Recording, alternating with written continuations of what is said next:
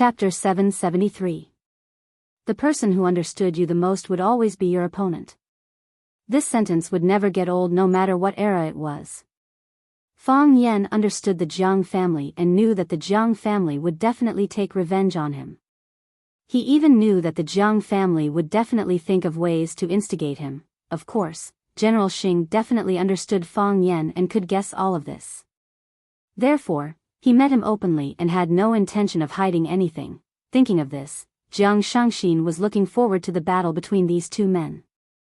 The previous battle between Jiang Junling and Fang Yan ended with Jiang Junling's defeat. What about this time? They were both outstanding men from the Jiang family.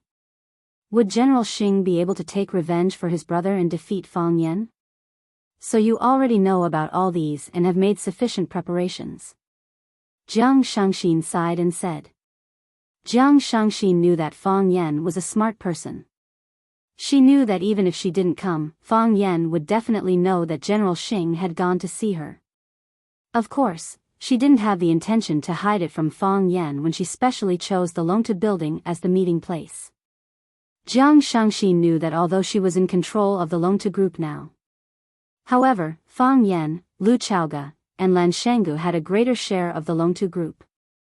As long as they wanted to, they could kick her out at any time. If she hadn't been harmed so badly by Jiang Junling, if Jiang Zhulu hadn't wanted to kill her, if Fang Yan hadn't saved her life, she probably wouldn't have had the chance to take over the Longtu group, right? What kind of relationship did she have with Fang Yan? Collaborator? Friend? Or was it his woman or a dog? Jiang Shangxin couldn't find the exact answer for a while. However, she could tell from the small movements between Lu Chaoga and Fang Yan that Lu Chaoga had already become Fang Yan's woman. Thinking of this possibility, Jiang Shangxin couldn't help but feel her heart warm up. Will I have such a day myself? Jiang Shangxin thought to herself, if he says that he likes me, if he wants to. Should I submit to him? Or push him away? It's one thing to know, but it's another to be fully prepared. Fang Yan held the teacup and looked at the rain outside the window thoughtfully. No matter who it is, they won't be able to relax when facing a giant like the Jiang family, let alone say that they're fully prepared. It was just that he didn't know how much strength the generals would use in their attacks. Fight to the death? Jiang Shangxin frowned slightly and said, General Xing looks like he's determined to win. I'm sure they've already found a breakthrough point. Is there any problem on your side? I'd rather sacrifice all of Chaoyan technology in order to tear off a piece of the Jiang family's big tiger's flesh. As long as there's blood, the other families will swarm in. At that time, even if the Jiang family wants to stop it, they won't have the chance, Lu Chaoga said calmly as if she was talking about something insignificant. One had to know that Chaoyan Technology was also a giant company, and its development prospects were limitless. He was the child that Lu Chaoga had raised single-handedly, and he was her everything. She was the biggest shareholder of Chaoyan Technology. Based on the current valuation of Chaoyan Technology, Lu Chaoga's net worth was tens of billions of Huaxia dollars. With the development of Chaoyan Technology or the rise of the energy industry, what figure could her net worth reach? For Fang Yan, she was willing to give up everything. Even if she had to sacrifice her last soldier and shed her last drop of blood, she wanted to seriously injure the Jiang family. Jiang Shangxin couldn't help but be moved. She shifted her gaze to Lu Chaoga and said, even if the Jiang family makes a move, I'm afraid they won't dare to do anything to Chaoyan, at least not openly. After all, Chaoyan Technology doesn't just belong to you and Fang Yan. The Qin family also owns a large proportion of the shares.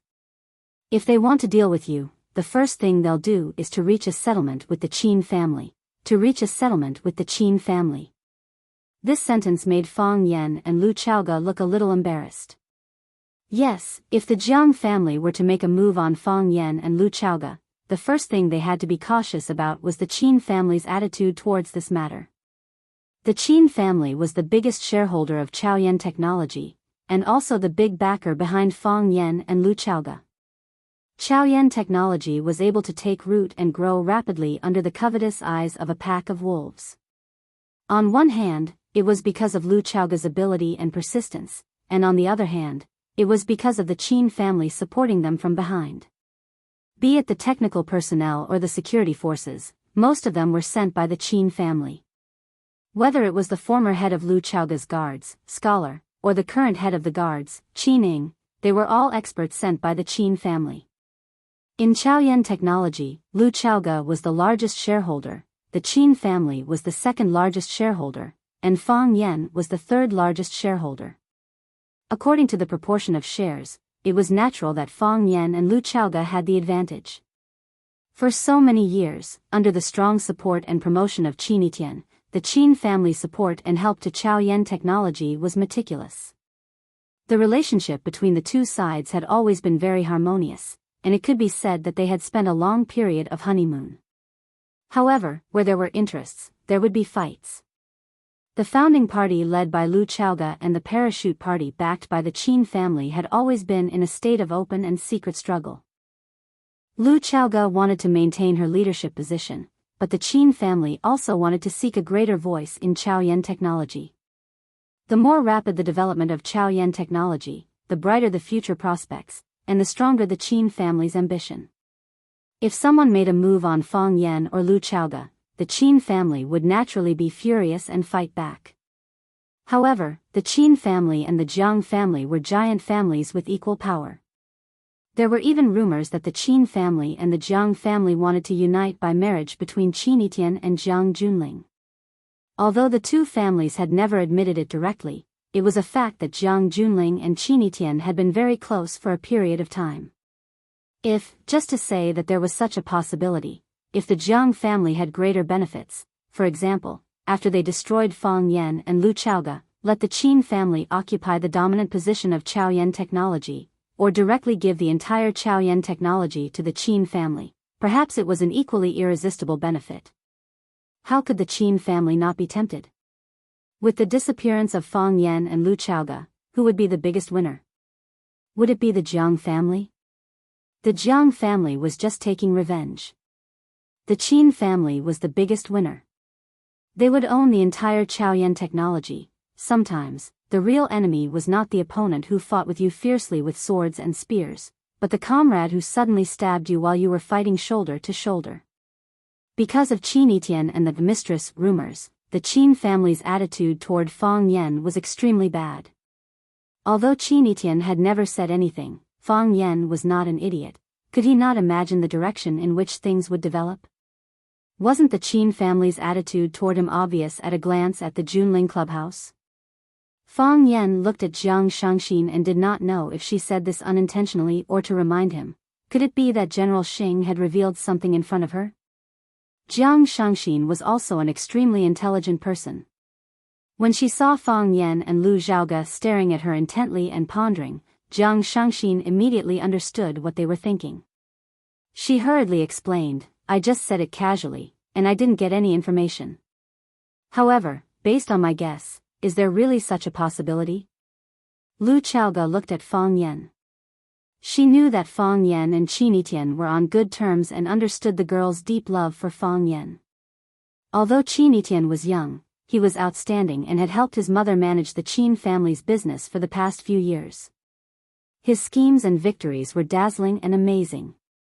Many people said that the Qin family had another, spirit fox. Some even said that the essence of the Qin family's thousands of years of spiritual energy had been gathered on this girl. If Fang Yan gave Qin Etienne a call, wouldn't he know a lot of things? Fang Yan shook his head and said, "I will keep this matter in mind." Jiang Shangxin originally wanted to stay for a while before leaving, but the rain was getting heavier and it seemed like it would not stop anytime soon. That little princess of the Qin family, she probably knows something? Jiang Shangxin looked at Fang Yan and asked. "I will personally make a trip to the Yan capital," Fang Yan said. Jiang Shangxin took a glance at Lu Zhaoga and giggled. It's not easy to enter the Qin family. Outsiders say that the Jiang family is the most arrogant and the Qin family is the most arrogant. The Qin family's arrogance comes from their bones. They seem to treat everyone very well, but they rarely put anyone in their eyes. Thank you for your reminder. Fang Yen smiled and said. Rumble, another bolt of lightning exploded in the sky, as if it was going to tear apart the endless darkness. Heavy rain. Splash, Fang Haohen's feet stepped into the puddles on the ground. Because of the rapid accumulation of water on the road, it looked like he was running in a river. Fang Haohen's body jumped up high and he threw a punch. That fist was glowing brightly, as if it had suddenly pulled open the case that was covering the luminous pearl, allowing it to release its own brilliance without restraint. When Fang Haohen's body shrunk bit by bit as he ran, the man in the headgear squinted his eyes and revealed a murderous look. When he saw Fang Haohen's white fist flying over, he already knew that this weird-looking guy's skills had reached the peak and he had reached the realm of introverted divine brilliance. What a surprise! The man in the headgear thought to himself. He did not expect to meet such an expert. When he knew that he would not be able to meet Fang Yen, he felt a little regretful. He did not retreat.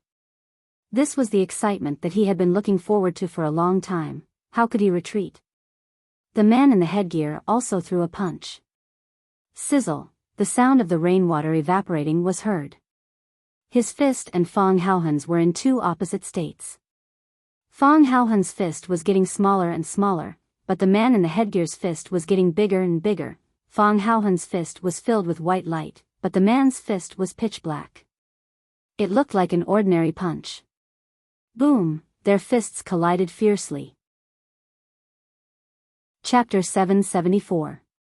The light in Fang Haohen's palm exploded, as if a white sun had suddenly risen in the sky.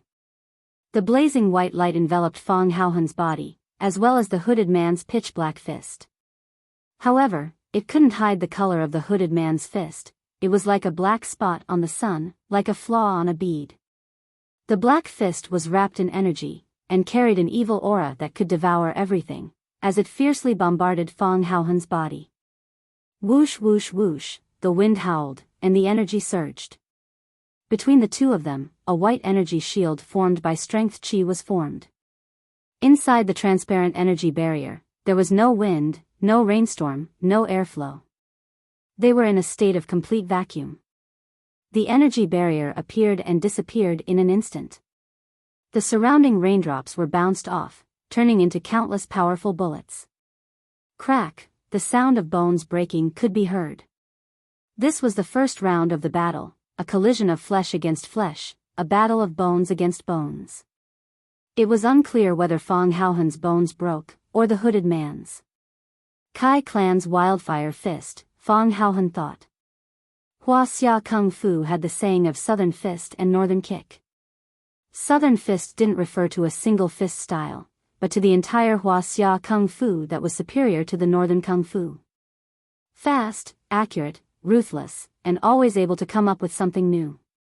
In the north, the Bailey clan's Bailey Godly Fist was the best, but in the south, there was the Kai clan, Li clan, and Hua clan. The Kai clan's Wildfire Fist, the Li clan's Five Grappling Fist, and the Hua clan's Mystic Fist were all the best. They were also the backbone of the saying of Southern Fist and Northern Kick for hundreds of years. Fang Haohen was Imo Qingdi's disciple, although his drunkard master wasn't very qualified, and he often slacked off. But Qingdi liked to explain the various characteristics and uses of the world's kung fu to Fang Yen and his two disciples. The Kai family's Wildfire Fist was naturally in his explanation, so Fang Haohen recognized the origin of this fist technique the moment he came into contact with it. Deal with change with constancy, deal with constancy with change. The only thing that didn't change was the way he used his strength. It was fierce, ferocious, firm, and unbelievably fierce. Moreover, once the battle began, it would be like a wildfire that would never stop. It looked like it was going to burn everything, including the grasslands, the mountains, and even the black soil on the ground. What was ever-changing was their fist path. Their fist path had 127 variations, and this was the official number from a few years ago. Perhaps even the old drunkard didn't know how many changes there were now. Wildfire burns the city. The hooded man was indeed a member of the Kai family, and he was a very important person. It was also because of his extraordinary identity that he was wearing black clothes and a black hood that covered his head completely. He used 90% of his strength in this strike. He wanted to smash Hero Fong into a pile of bones with a single punch, even though he looked like a silly-looking big guy. Die, the masked man shouted in a muffled voice. Boom, the light in Fong Haohen's palm flashed again, like the last radiance of the setting sun, or the rebound before death, and then disappeared. Hiss, Fong Haohen and the hooded man's bodies were motionless at first, but then, as if they had been electrocuted, they bounced back in the opposite direction at the same time. Whoosh, Fong Haohen's feet slid quickly on the ground, creating wave after wave of water. A majestic force pushed his body backward. In the process of retreating, his shrunken body began to swell and grow larger. Crack, crack, crack, the bones in Mr. Fong's body kept creaking. When he struggled to stand in the rain, his body had returned to its previous dry and skinny body of a utility pole. The hooded man's body flew into the air and smashed into the distance. His body passed through the rain and the green belt by the side before falling to the ground with a thud. As the ground was too slippery, his body slid all the way until he hit a billboard by the side of the road. Pwah, the hooded man's chest was agitated, and then he spat out a mouthful of blood. He was injured in that attack just now. He was actually injured. The wildfire fist was known for its strength, and the way it was used was very unique. Usually, a single strike would cause even top experts to feel agitated, unable to calm down for a long time. But, what was up with this skeleton monster today? He still couldn't understand the meaning of the two flashes of light. According to his realm of converged divine essence, he could only complete an attack of that level with all his strength. He retracted his power and blasted it one more time. That's impossible. The hooded man shook his head in denial. How old was this monster? How could he have reached the legendary heavenly Tao realm of inner strength circulation? Or could it be that this was a method of exerting strength that he didn't know of? The hooded man had blocked Fong Haohen's first flash of light, but his body was injured by the second flash of light. Although the second flash of light wasn't as bright as the first, and the strength wasn't as great as the first, it was enough to seriously injure the hooded man who was temporarily in a blank state. He felt like his organs had shifted, and what was even more unbearable was that his right arm was in excruciating pain. During the battle, he heard the crisp sound of bones breaking. It wasn't hard to imagine that it was the sound produced when one's bones couldn't withstand the heavy blows. The torrential rain poured down on his face and body. Most of his body was soaked in the rain, and he looked indescribably wretched. The hooded man suddenly felt a little regretful. Why did he have to make this journey? When he heard that his opponent was the rare genius of the Taiji lineage, Fong Yan, he felt an upsurge of emotions, but he also felt disdain. Hype, it was all hype. In today's society, people's hearts were getting worse. Even some of the people in the inner world were infected with the bad habits of the outside world. Kung Fu was trained day and night with punches and kicks. How could it be packaged and hyped up? He came out this time to have a good battle with Fong Yan, to expose the false face of the revival of Taoism. When he came out to carry out the mission today, he felt a little unhappy when he heard that he might not be able to meet Fong Yan. He came for Fong Yan, but if he couldn't even meet Fong Yan, what was the point of coming out? What? My opponent is a martial nephew of Fong Yan? When he heard the news, he nearly smashed the table he was eating at. He shouted at those people, "Isn't this insulting?" Only now did he know that others weren't insulting him, but he was the one who insulted him the most. Isn't this insulting? When the hooded man thought of this sentence, he wanted to bury his head in the rain and never lift it again. Fong Haohen didn't care what the hooded man was thinking. Anyway, he wasn't the woman he liked, and they weren't friends. After Fong Haohen's figure stood still, he glanced at the hooded man's position and quickly ran in his direction. Let's get rid of him first, Fong Haohen thought in his heart. Anyway, it's just something along the way. He had to admit that after being with Fong Yan for a long time, he would more or less be infected with Fong Yan's temperament of not wanting to be at a disadvantage and desperately trying to take advantage of others. For example, he had already defeated his opponent. If he killed him along the way, then even if he suffered some losses, it wouldn't seem that big, right? Of course, 100 hooded men couldn't be compared to his Xiaoya. Not even 1,000,000. Kacha, Fang Haohan's body bent slightly, and he dived toward the hooded man's position. His body spun rapidly. As he spun, a bullet passed by the side of his body. One Eye drove toward the hooded man with one hand, and with the other hand, he raised a silver pistol and pulled the trigger at Fang Haohan. Fang Haohan dodged to the side of the car. Just as the van was about to pass him, he suddenly jumped into the van through the open window. One Eye was shocked. He had just seen Fang Haohan's bone-shrinking ability. But wasn't this kid's tunneling ability too amazing? If he knew Fang Haohan's profession before he met Imo Qingdi, he probably wouldn't have let out such a sigh. Fang Haohan's tunneling speed was fast, but One Eye's reaction speed was even faster. When he saw Fang Haohan appear next to him, he immediately raised his gun and pulled the trigger at Fang Haohan, who was in the passenger seat. There was no pause in the process. Not even a second. Kacha, he pulled the trigger, but no bullet was fired. Where's the bullet? Where's the bullet? Where's the bullet? Crack, crack, crack, Fang Haohan threw the unloaded bullet on the ground, then snatched the pistol from One Eye's hand, and smashed it heavily into One Eye's head. Kacha, after 2 or 3 hits, One Eye's head was a bloody mess. His forehead was covered in blood, and his only eye had become blurry due to the blood that had seeped into it. Heaven has a path, but you don't want to take it, and hell has no doors, but you want to barge in. You want to die. I'll send you to die. One Eye's face was ferocious, and he laughed maniacally. He slammed his palm on a red button on the steering wheel, and then the van he was in exploded into pieces with a loud bang. Green liquid splashed everywhere, and the body of the van was quickly corroded into thick smoke. Chapter 775. We've seen countless movies and TV stories that tell us that people who want to die together with others will end up killing themselves in the end. The speed at which Hero Fang entered the hole was fast, and the speed at which he escaped was even faster. When Fang Haohan saw the one-eyed man laughing hysterically, he knew that he would do something shameless. When Fang Haohan heard the one-eyed man shouting lines like, "There's a way to heaven, but you don't take it, but you rush into hell," he knew that he would do something shameless. If you were a movie lover, you would know that any character who shouted this line was either going to kill someone or be killed very soon. There were no exceptions.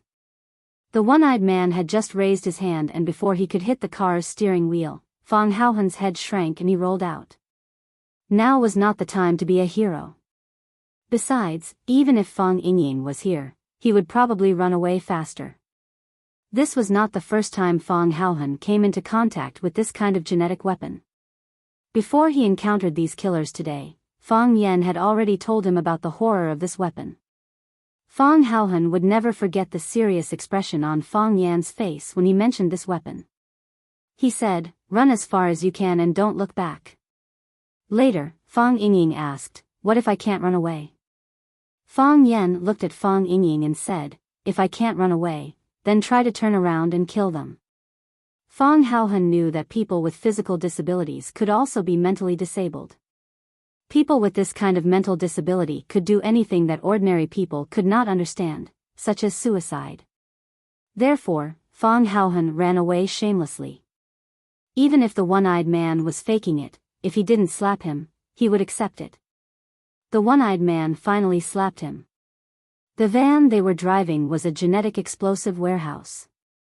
The control button was on the steering wheel controlled by the one-eyed man. When he detonated the bomb, the van exploded with a bang. The green light flickered, and even the heavy rain could not dilute its density. Not only did it not extinguish them, but the dense raindrops that fell on them immediately evaporated into gas. The green genetic agent was extremely corrosive. Rainwater, grass, soil, and even the metal body of the car, the one-eyed man's body was annihilated in the flames and then burned into ashes or gas. Clang, half of the car bounced in the air before landing heavily on the ground. When it hits the ground, it's hard to tell what it really is. Moreover, it was shrinking and disappearing at a speed visible to the naked eye. Quang quang quang, Fong Haohan walked up to the hooded man. Fong Haohan looked at the man soaked in the rain and said, "Why bother? Does the Kai family need to be someone else's dog?" "It's not easy for anyone to live," the hooded man said sorrowfully. "Just like you now, it's not easy for you to kill someone, but for someone else to kill you. Yeah, it's not easy for anyone to live." Fong Haohan nodded and said, "You guys kidnapped Leah? Taken away?" The hooded man nodded and said, "We are only in charge of intercepting them. The people who are really in charge of snatching them are very strong, not any weaker than you or I. If Leah doesn't have a stronger expert protecting her, they should have succeeded. Now that I think about it, I thought the mission on the other side would be a bit more dangerous, but I didn't think we would run into a tough one. This is fate, then I'll have to trouble you." Fong Haohan wiped the rainwater off his face and spoke with a very serious tone. "Tell me where they went, I'll go and get her back. I don't blame you for wanting to kill me, and then? You don't have to die, you're very good at negotiating, and the conditions you offer are also very tempting." The hooded man laughed loudly. "But I can't promise you that. Is there something you're more afraid of than death?" "There is. What is it?" "My entire family is dead." Fong Haohan went silent for a bit, then said, "I can understand your situation. To be honest, I really want to let you go. That's making things too difficult for you." The hooded man smiled and said, "If I leave, I'll still have to listen to someone else's orders, become their dog, and kill people, kill you, and kill your family. That's right. That's why I can't let you go." Fong Haohan was a bit annoyed as he scratched his head a few times and said, "What do you think I should do?" "I'll listen to you. You're really making things difficult." The hooded man smiled bitterly. "What kind of advice can I give you for something like this?" Fong Haohan looked straight into the hooded man's eyes and asked, "Can you take off the hooded man's head?" "Why bother?" The hooded man smiled and said, "I'm already going to die, why humiliate me again?" "That's true." Fong Haohan nodded and said, "If you don't want me to see, then I won't." The hooded man propped himself up with one hand and climbed up from the rain. Because the rain had soaked his clothes, the black night clothes and the hooded man's head were tightly stuck to his body, as if they were one with him. The hooded man bowed deeply to Fong Haohan and said, "Although the winner takes all, but I can't tell you where that woman was taken. I still feel very sorry. Even if you don't tell me, I'll still find her," Fong Haohan said with a resolute expression. "If I can't find her today, I'll find her tomorrow. If I can't find her, my junior martial uncle will definitely find her." "Fong Yen, how unfortunate that we won't have the chance to meet again," the hooded man said. He raised his uninjured left hand. The left hand clenched into a fist, then began to expand in the air. It carried a cold, dark glint, like the hand of the Grim Reaper. Boom! The hooded man's fist struck his own head. His head exploded like a watermelon. His head, as well as the hooded man's head, turned into scattered pieces of flesh and cloth, flying in all directions. He didn't want anyone to see his face. And no one would be able to see his face again. In order to not bring shame to his family, in order to not bring danger to his family. Fong Haohan blankly stared at the headless corpse that once again fell to the ground, then said to him with a serious expression, "Don't worry, your hatred is also my hatred. I'll carry it for you." The rain was getting heavier, washing away the sins of this world. Fong Haohan's tall body was running in the wind and rain, like a savage from ancient times. Rumble, the sound of a car engine could be heard from the door again. Fong Yen and Lu Chaoga were standing in front of the French window in the living room, watching as the door of the dark Mercedes-Benz opened and a man came out from the passenger seat with an umbrella. Before the umbrella covered his head, Du Qing, in a black trench coat, had already opened the door and got out of the car. Du Qing looked up at the French window in the living room. His and Fong Yan's eyes collided in midair through the whistling wind and the dense rain. Fong Yan nodded at him, and then Du Qing strode towards the front door of the villa. Du Qing stood at the door of the living room. He took off his black trench coat, and the bodyguard in black behind him immediately reached out to take it. The bodyguard next to him squatted down to help him take off his shoes, but was pulled up by him and shouted, "When did I, Du Qing, ask my brother to take off my shoes? Get out of the way." Du Qing bent down to take off his shoes, and slowly and calmly untied the shoelaces of his leather shoes. He untied one shoe, then the other shoe. He took off both shoes and put them on slippers, then picked up his leather shoes and put them in the shoe cabinet. Du Qing took the towel that Lu Chaoga handed over, bowed slightly to Lu Chaoga, and said with a smile, "Thank you, Miss Lu." Lu Chaoga nodded and turned to help the guests make tea. Du Qing took the towel and wiped the rain off his face, then walked to Fang Yan's side and stood still. Looking at Fang Yan, who was anxious and impatient as if the rain would never stop, he said, "This rain is very heavy. This rain is very heavy." Fang Yan nodded and said, "Don't blame a hero, he is a good boy. I like him very much." Du Qing said aloud, "I don't blame him." Fang Yan nodded and said, "But he is blaming himself." He came back to say something, and then went out again. When he went out, Fang Yingying also went out. "My two nephews are usually joking and not decent, but they are a bit stubborn. They will definitely stick to something they are determined to do. They can't be blamed. The main thing is that their improper master didn't teach them well. People were lost, and they were lost in the hands of a hero. So, they will definitely find a way to find them. If they can't find them in one day, then they will look for them for 2 days. If they can't find them in 2 days, then they will look for them for a year, for the rest of their lives."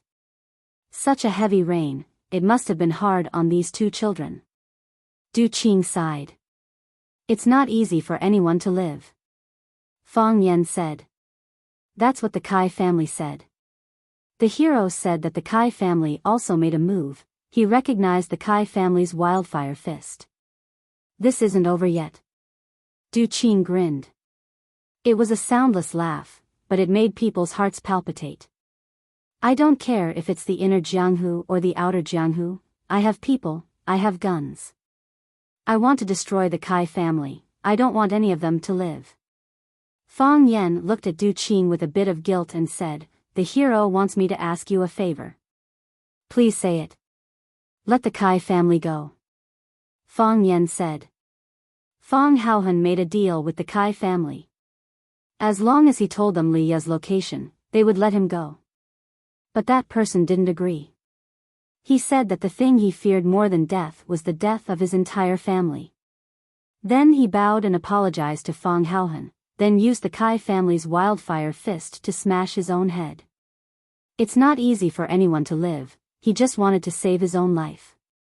Some people want to save their own life, some people want to save their family. Du Qing nodded and said, "He's a hero. If the Kai family doesn't mind, I'll go and become sworn brothers with them." Chapter 776. Du Qing started from the underworld. He was ruthless, hardworking, and loyal. In the end, he rose rapidly and became the leader of Qinghong. Later, he followed the trend of the times and wanted to whitewash Qinghong. Thus, he founded the Green Cloud Group that was famous throughout Huacheng and was very influential in the business world of Huaxia. Many people felt that the reason why a gangster like Du Qing could become rich was because he was ruthless, hardworking, and loyal. In reality, in that kind of era, in that kind of circle, how many people wouldn't be ruthless, hardworking, and loyal? But, why was it Du Qing who fought his way out? Why was it Du Qing who stepped on their heads? Because Du Qing was smart. In this world, smart people were the scariest. They knew what could be said, and what couldn't be said. They also knew what could be done, and what couldn't be done. Du Qing coming to see Fang Yan at this time was naturally because of the matter of Li Ye being kidnapped. When he heard Fang Yan mention the Kai family's involvement, he immediately said that he didn't care if it was the Jianghu or the Jianghu, he had people and guns, and wanted to destroy the entire Kai family. People with status like him usually kept their words. When he heard Fang Yan say that the Kai family member would rather use the family's wildfire fist to smash his head to pieces than to trade, he immediately changed his view of the Kai family. He praised them as a good man, and said that if the Kai family didn't abandon him, he was willing to become sworn brothers with them. With a flip of his hand, he could create clouds. With a flip of his hand, he could create rain. With a gun in his left hand, and a rose in his right. Only by doing something and not doing something could one become a Confucian hero. In Fang Yan's long contact with Du Qing, he felt that Du Qing was indeed worthy of the title, Confucian hero. Good at calligraphy, good at drinking tea, admires culture, socializes with celebrities, has a calm temperament, and talks elegantly. Most importantly, the brothers around him respected and loved him from the bottom of their hearts. This was also the main reason why Fang Yan was willing to associate with him. The secondary reason was because he had people and guns, and was the king of Huaqing's underworld. He would rather smash his head to pieces than let others recognize him. This means that the Kai family is not willing to admit this matter. We just need to remember this in our hearts. The Kai family's people had character when dealing with this matter, but they still made a mistake first. We don't owe them anything, young master is right. Du Qing nodded and said, I'm used to fighting and killing. When I hear of such a man, I can't help but admire him. It's easy to turn a good thing into a bad thing. These are all trivial matters. Fang Yan shook his head and said, Is there any news? Everyone has been sent out. I received a few calls on the way. They said that they found a suspicious target, but when they went over, they found out that it was the wrong target, Du Qing said in a deep voice. These people are all experts, and they know how to hide themselves. They came prepared. It won't be an easy task to find them in such a huge flower city. Fang Yan comforted Du Qing and said, Don't worry, their target is not Leah. I know. Their goal is not for Leah, but to force me to submit. Du Qing said with a smile. Little Ya is taking the blame for me. Fang Yan looked at the deep outline of Du Qing's profile and asked, Have you decided? I've decided. Du Qing smiled bitterly. In their hands, Little Ya doesn't have a better choice. Don't you want to give yourself more time? Or, will there be news of Leah on your side or my side? You know what kind of people they are, and I also know what kind of people they are. When dealing with people like this, it's best to follow their heart. They can be willful, but I can't. Du Qing had a helpless expression and said, You should know about Leah. Although she is the daughter of my brother, he entrusted her to me after he left. All these years, Du Qing, have never lacked women, but I have never thought of letting those women give me a son or a daughter. Why? I'm afraid. A person like me can be hacked to death on the streets or assassinated in my own room at any time. If I die, how can my enemies who are hiding in the dark, those who have a life and death feud with me, let my family go? If I want to give birth to them, then I need to have the ability to protect them. If I can't protect them, then it's best not to give birth to them. Although I don't have children, I want to have a child. So, Leah is my only child, she is my daughter. Among all the fathers in the world, how many of them are willing to risk their own daughter's life? I understand. Fang Yan said. Although I've already made my decision, I still feel that I should come and say hello to you. Du Qing looked at Fang Yan apologetically and said, If that's the case, I can't help you anymore. Especially at this time. It's okay. Fang Yan looked at Du Qing, looked at this man who knew how to judge the situation, and said, You have already helped me too much, this time I owe you. Du Qing laughed and waved his hand. You understand me, and I also understand you. Let's not talk about things like you owe me and I owe you anymore. When this is over, let's have a good drink again. Be good brothers again. Fang Yan said seriously. You're taking advantage of me, Du Qing said with some complaint. Then, his big hand tightly grasped Fang Yan's hand and said, As long as we're alive, we'll be good brothers again. Lu Chaoga came over with tea. Du Qing took the teacup and took a sip, then put the teacup on the tea table. Du Qing looked at Lu Chaoga with a smile and said, Miss Lu's tea is something I will never get tired of. It's much better than the tea brewed by that last Leah. That last simply threw the tea leaves into the boiling water. Miss Lu, although I really want to finish this cup of tea, time is of the essence and I still have some personal matters to deal with. So, I'll leave this half a cup of tea for now. I'll enjoy it when I come back. Lu Chaoga nodded, looked at Du Qing with admiration and said, whenever CEO Du comes, there will be good tea for you. Du Qing smiled, waved his hand at the two, then turned around and walked outside.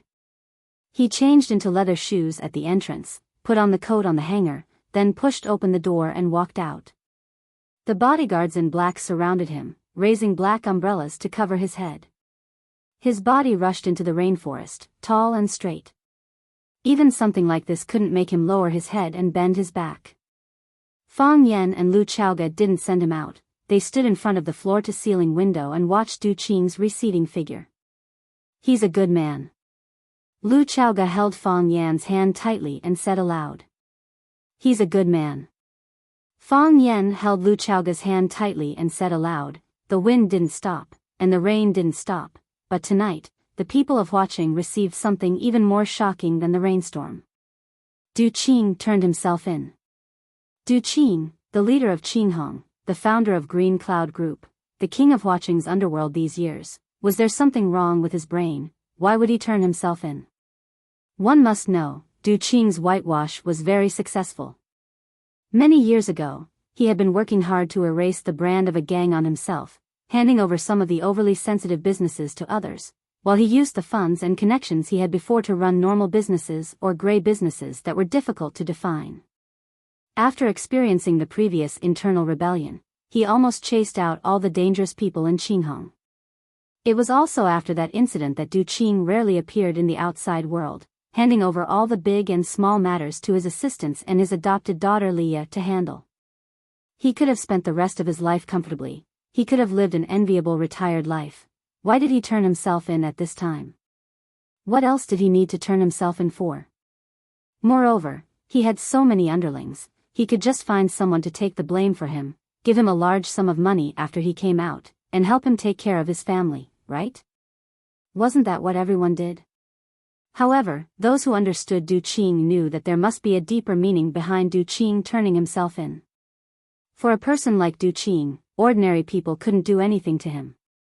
At that time, people who lived off others would feel very proud and could earn a lot of money. As the big brother of Qinghong, he had already seen the future situation and sold off the most profitable business in his hands. At that time, many people scolded him for being a big idiot. In the end, those people who lived off others were either shot to death, or were still in prison singing, "There's not a drop of oil in the cabbage" in their mouths. A few of them had good endings and good luck, but they were only in the business of transporting goods or contracting some sand and stone factories to support their families. How could they be compared to Du Qing, who was a big shot in the business world? Everyone understood one thing: Huaqing was about to change. A storm was brewing. Very quickly, more information was sent back to the people of Huaqing. Qinghong's people were like a pack of wolves, searching for news of Leah all over the world. It was said that Leah had been kidnapped. Then, they finally understood the reason why Du Qing turned himself in. However, since Leah had been kidnapped, they could just send more brothers to find her. At most, they could just spend some money to redeem her. Was there a need to turn himself in? What did turning himself in have to do with Leah being kidnapped? Even more people began to scold Du Qing for being an idiot. Turning himself in for a woman, a goddaughter, those people held a glass of red wine in one hand, and caressed the thigh of a young lady with the other. Their faces were full of mockery as they scolded. Only Du Qing would do such an idiot thing. He offended so many people. I'm afraid he wouldn't be able to survive for more than a few days in prison, right? Chapter 777. The heavy rain had just stopped, and the sky was still misty. The drainage system in the neighborhood was excellent. The rainwater that had accumulated up to their ankles had all been drained. After a night of rain, the cement road was as white as a mirror. The grass was greener, and the autumn flowers were redder. Of course, due to the strong wind and heavy rain, some of the tender grass in the courtyard was blown away. A frangipani tree had its trunk broken. The trunk was broken, but there was still a piece of flesh attached to the tree. It looked like it was reluctant to part with its mother. The cleaner, who was responsible for cleaning the community and clearing the fallen leaves, found something strange. This community was a high-end villa community. Usually, at 6 or 7 o'clock in the morning, the community was as quiet as night. There were almost no signs of activity. Only after 9 o'clock would there be a busy state of cars coming and going. However, the situation today was a little special. It was only 5 o'clock, not even 6 o'clock.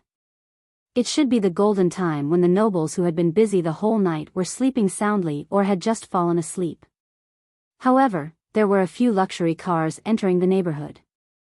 Moreover, these luxury cars arrived at the same villa, the entrance of A11's courtyard.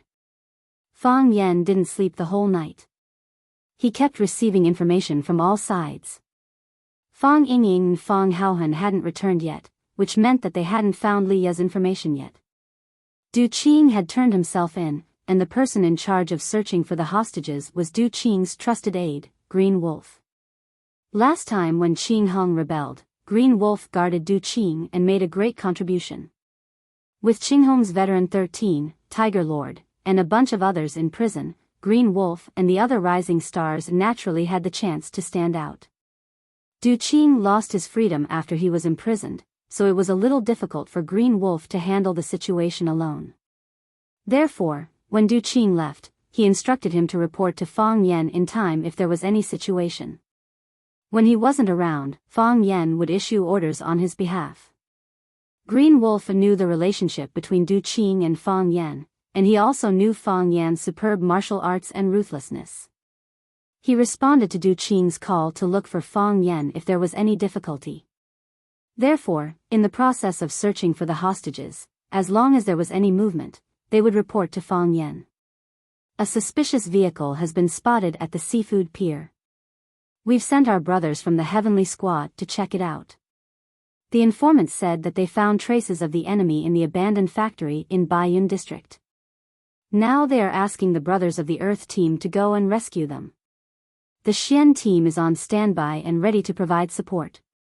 Doggy Li's people are starting to cause trouble. They want to snatch Qing Hong's place. Doggy Li and Master Qing have a grudge. Fang Yan did not feel impatient. On the contrary, he attached great importance to the information he collected each time. He organized the information one by one, and then kept marking and writing on the map of Flower City. From time to time, he would discuss something with Lu Chaoga. Lu Chaoga did not sleep for the whole night.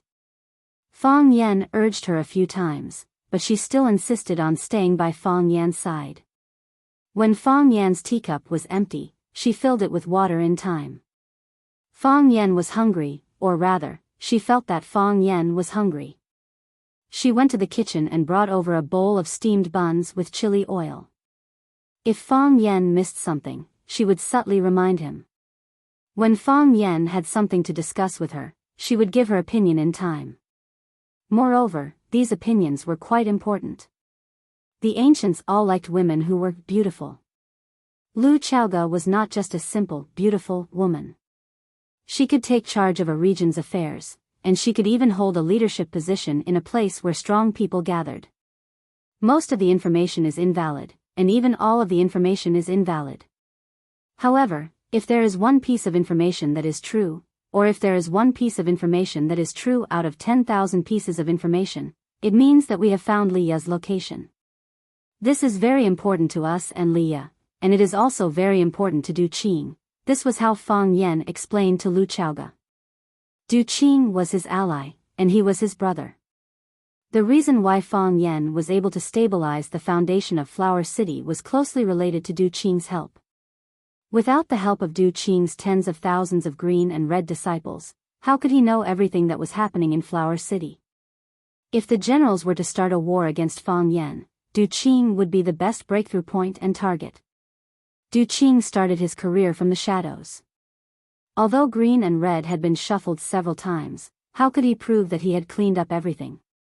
Especially Du Qing himself. Everyone knew that he was the biggest gangster leader in Flower City back then. He was still the same. You're such a big shot, yet you've never done anything illegal before? Had he never shot someone in the dark and buried someone in a deep hole? No. Who would believe you if you said you hadn't? So many of your brothers had gone in, but you, as the leader, were pure and clean, looking like the reincarnation of a good person. Did you think everyone else was an idiot? If it was a normal day, even if others knew about Du Qing's background, they would be helpless against him. However, it just had to be at this moment. When Li Ye had been kidnapped, Du Qing had no choice but to pinch his nose and make some compromises. For example, turning himself in. Fang Yan did not sleep for the entire night, and Lanshan Valley's willow tree also woke up very early. The news of Li Ye being kidnapped and Du Qing turning himself in had already spread to everyone's ears. How could they not have received the news? Regardless of whether they liked Du Qing, or whether they cared about this gang leader who was born in the wilderness, they were on the same side as Du Qing. Since something had happened to an important person on their side, they naturally had to discuss it with Fang Yan, the core figure. Jiang Shangxin followed closely behind them.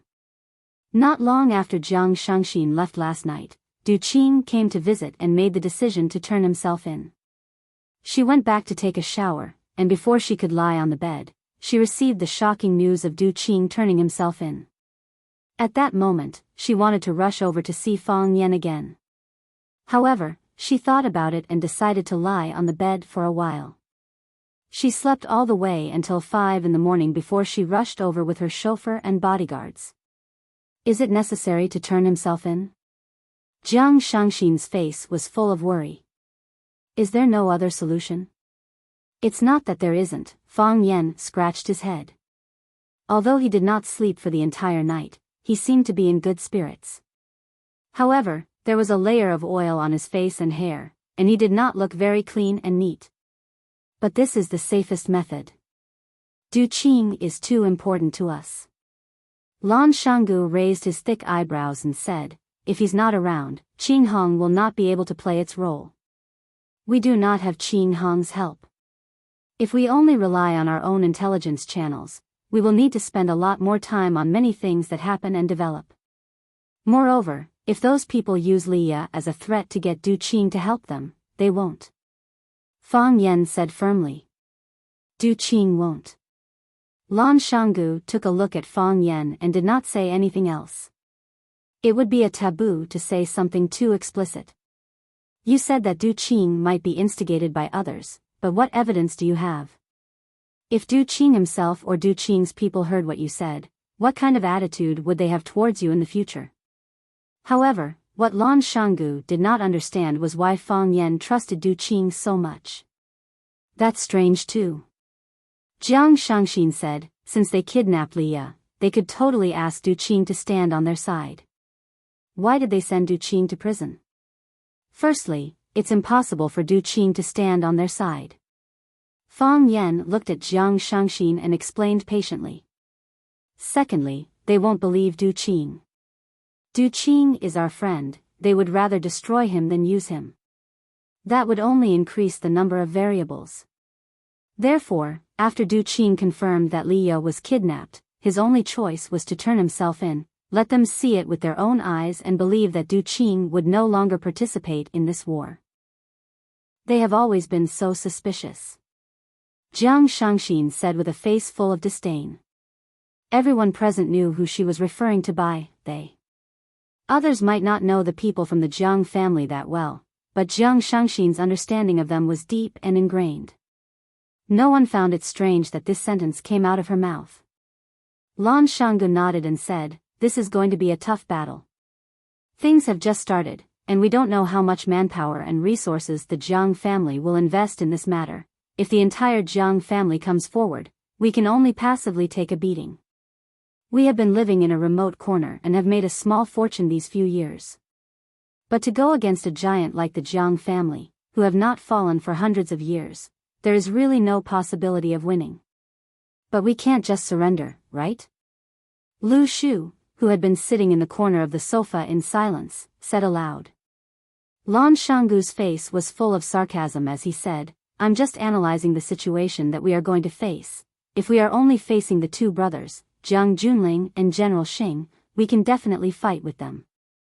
But if the entire Jiang family is mobilized, with just the few of us here, what do you think our chances are? I hope that the Lu family can withstand the pressure and not run away when the time comes. Lu Shu glanced at Lan Shanggu and said, the Lu family will do what they are supposed to do, but it's hard to say if the Lan family can do what they are supposed to do. Don't tell me that the old master of the Lan family is thinking of taking back the power of the Lan family? It was a good plan. When things are going smoothly, they will follow along and take advantage. Once they are in danger, they will immediately jump out and cut off all ties with their own grandson to preserve their strength.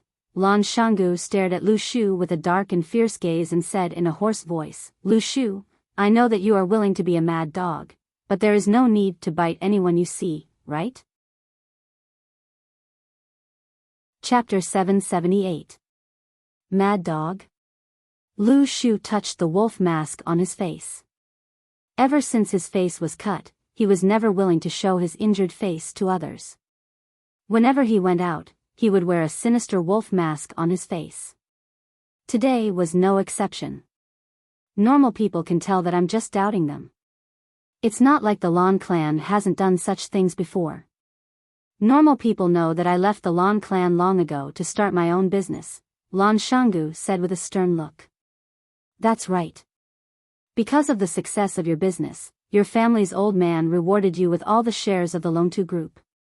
Even though Lu Shu's face was covered by the wolf mask, everyone present could still feel the strong sense of ridicule in his words.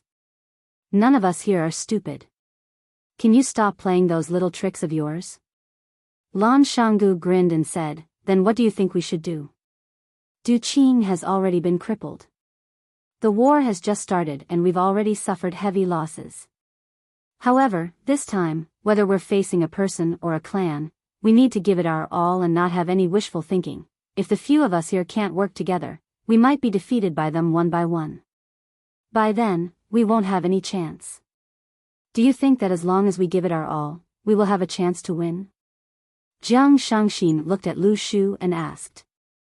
Perhaps it was because he was wearing that strange mask, or perhaps it was because of his personality. This man had a sinister and sly aura.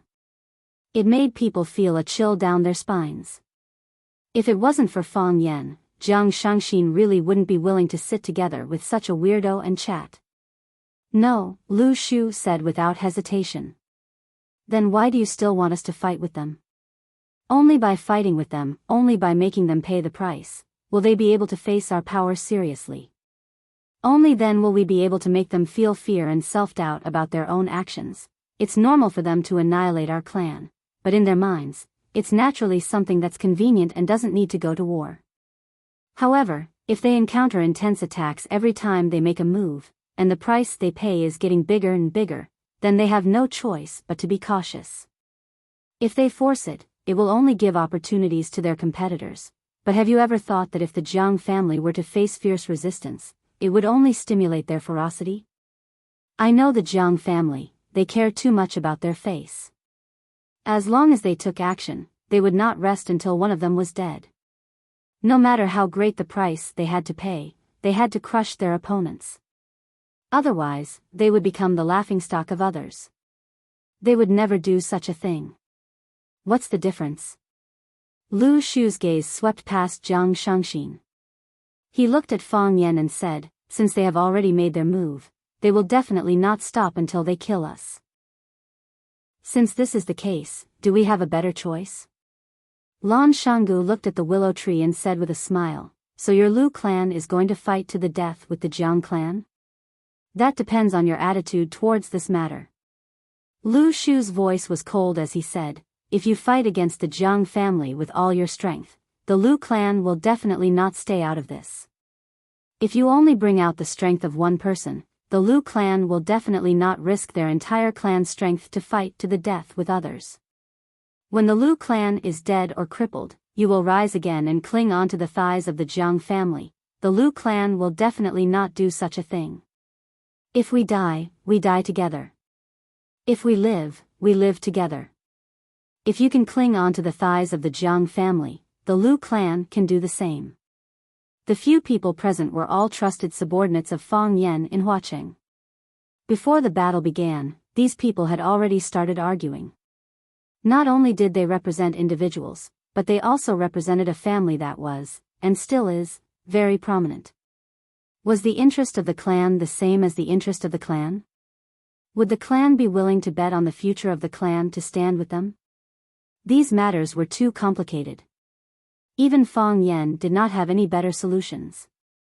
As they attacked each other with their tongues, Fang Yan held his teacup and drank his tea quietly.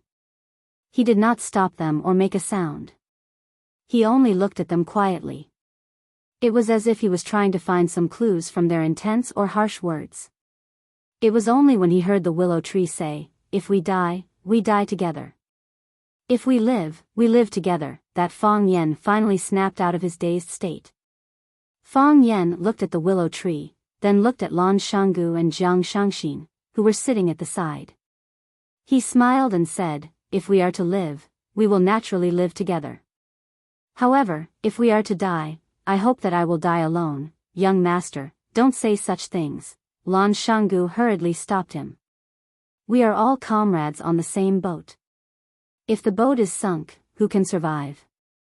"I don't mean that," the willow tree also explained. "I just hope that everyone can be tied together and not be separated by others. My life was saved by you." Jiang Shangxin giggled and said, "If it wasn't for you, I might have died in Paris.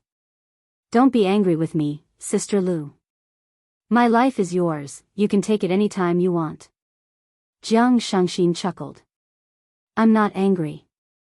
Lu Chaoga looked at Jiang Shangxin and said, "Mine too." Fang Yan waved his hand and said, "There is one thing we must admit. The reason why the Jiang clan launched this attack is because they hate me the most. Of course, if it was only because they hate me, they wouldn't be willing to spend so much capital to do this. Or is it because of interests?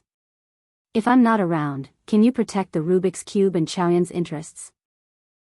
I am fighting with the Jiang family to the death. You are fighting with the Jiang family for interests. Even if you lose, you will only lose some interests. Finding someone to say some soft words and give up some interests is something that everyone can accept. So, I will still say the same thing. If I need to die, let me die alone. However, if you are willing to stand with me and do something to protect your interests, I will be very grateful." Lan Shanggu's eyes flickered. He finally made up his mind and said, "Master, before I say that, I need to go back and discuss with the old master." Fang Yan nodded and said, "I understand." The willow tree was the first to express his opinion. He said, "Life and death are up to fate. As long as the Lu family can offer us, we will definitely not be stingy. This time, let the Lu family be the vanguard." Jiang Shangxin looked at Fang Yan and said, "I don't have anything to offer. The only thing I have is what you have given me. I can only fight to the death." Lu Chaoga did not say anything. She only held on to Fang Yan's hand tightly. He was alive. He was already alive. He was dead. He was already dead. Fang Yan smiled and raised the teacup in his hand. He said, "The world is so beautiful. Everyone should try their best to live. In order to live." Everyone raised their teacups and gently clinked with Fang Yan's teacup. At noon, the Jiang family's real attack finally came. First, the Lu family's cargo ship was seized by the coast police. They said that someone reported them for smuggling. Li Mingzhu, the person in charge of the shipping company, went to negotiate with the coast police, but they refused to budge. Li Mingzhu agreed to let them inspect the ship to prove their company's innocence. However, the coast police said that there were too many ships in front of them. They might not be able to inspect them in a short time. One had to know that there was a delivery date for cargo ships. If they could not deliver the goods within the specified time, they would have to pay a large sum of compensation. They seized more than 100 cargo ships and more than 10,000 containers of the Lu family. They almost seized the entire shipping company that the Lu family controlled. Not to mention the large sum of compensation that the Lu family had to pay to their customers if they could not deliver the goods within the specified time. Just the daily losses of the shipping company was already an astronomical figure. The Lu family started off by shipping and shipping. They started from this link and caused the collapse of the entire industry chain. As long as they did not let go, the Lu family would not be able to deliver the goods. If they did not deliver the goods, they would have to pay double the compensation. More importantly, all the customers would understand that there was no guarantee of safety when working with the Lu family. In the future, which company would be willing to work with the Lu family and ask them to transport goods? This would be a fatal blow to the Lu family. Lan Shanggu did not have a good time either. After he left the Lan family, he established a trading company. In the past few years, he helped Chao Yen to sell the Rubik's Cube products. The company expanded rapidly and was now starting to take shape. However, today, the trading company was suddenly seized. It was said that they were involved in tax evasion. Fang Yen was not sure if Lan Shanggu had evaded taxes. However, to be honest, how many companies in Huaxia did not evade taxes? Even the staff of the government department were trying to find invoices so that they could be reimbursed. The reason why Lan Shanggu was targeted was because someone wanted to touch them. The sales company was investigated and the sales channel was broken. This naturally affected the delivery and sales of the Rubik's Cube. It affected the purchase of consumers and the demand of the market. Lan Shanggu was not the only one in trouble. Even the Lan family was hit by them. Two of the listed companies controlled by the Lan family were exposed to scandals. The moment the market opened, their prices fell. Based on the current trend, it would be difficult for them to recover in a short period of time. When that happened, the stocks of the Lan family would be no different from waste paper. What made Fang Yen the most furious was that Jiang Shangxin met with a car accident when she went to Longtu Group to control the overall situation. Chapter 779. After Shangxin left Fang Yan's side, she went straight to work at Longtu Group. The more chaotic the situation was, the more they needed to be in charge of the headquarters. Since the Jiang family had failed to acquire the shares of Longtu Group from Shangxin, they naturally wouldn't show any mercy to this company. The Lan family and the Lu family were facing a huge crisis, and it was still unknown how they were going to deal with Longtu Group. However, the more unknown it was, the more worried and uneasy it was. When Jiang Shangxin's car turned left on Donghu Road, a truck full of furniture ran the red light and crashed into the side of the Mercedes-Benz that Jiang Shangxin was in. Luckily, Shangxin discovered it in time and hurriedly instructed the driver to crash into the green belt in the middle of the road. The front of the truck broke the railing in the middle of the green belt, then it turned around and fled in the opposite direction. The truck couldn't stop in time and crashed into the green belt. The body of the truck tilted, and the entire car overturned in the middle of the road. The large furniture on the car was scattered all over the ground, and the traffic on the entire road was blocked. Jiang Shangxin's bodyguards rushed over and wanted to control the truck driver. However, by the time they arrived, the truck driver had already disappeared. It was as if he had vanished into thin air. When Jiang Shangxin called Fang Yen to talk about this, Fang Yen told her not to go to the office and to find a safe place to stay. Jiang Shangxin insisted on going and said that if she was scared off today, she would fall into the trap of the people behind the scenes. Jiang Shangxin gritted her teeth when she talked about those people. It seemed that this assassination incident had made her hate her family to the core. Fang Yen had no choice but to send a group of elites from Green Wolf to Longtu Group to be in charge of Jiang Shangxin's safety. Green Wolf agreed to Fang Yan's words and immediately sent a group of people to Longtu Group to carry out the mission. Fortunately, Green Wolf had a strong foundation.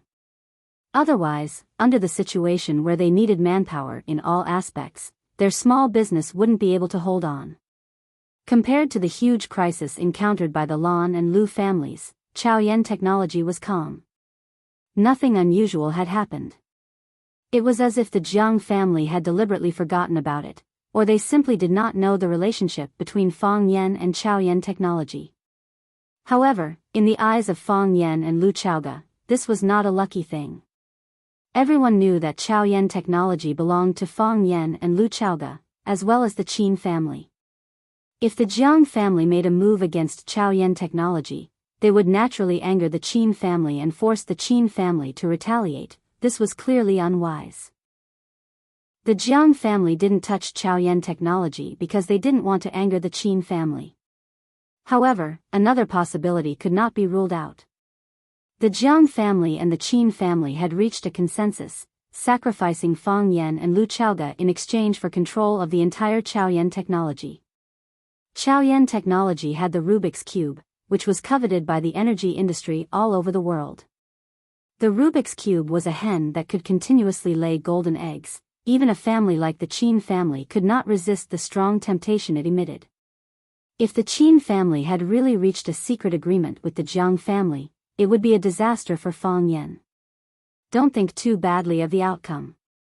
Looking at Fang Yan frowning in front of the map of Huaqing, Lu Chaoge's heart ached. She tried to persuade him. Maybe they are just afraid of angering the Qin family.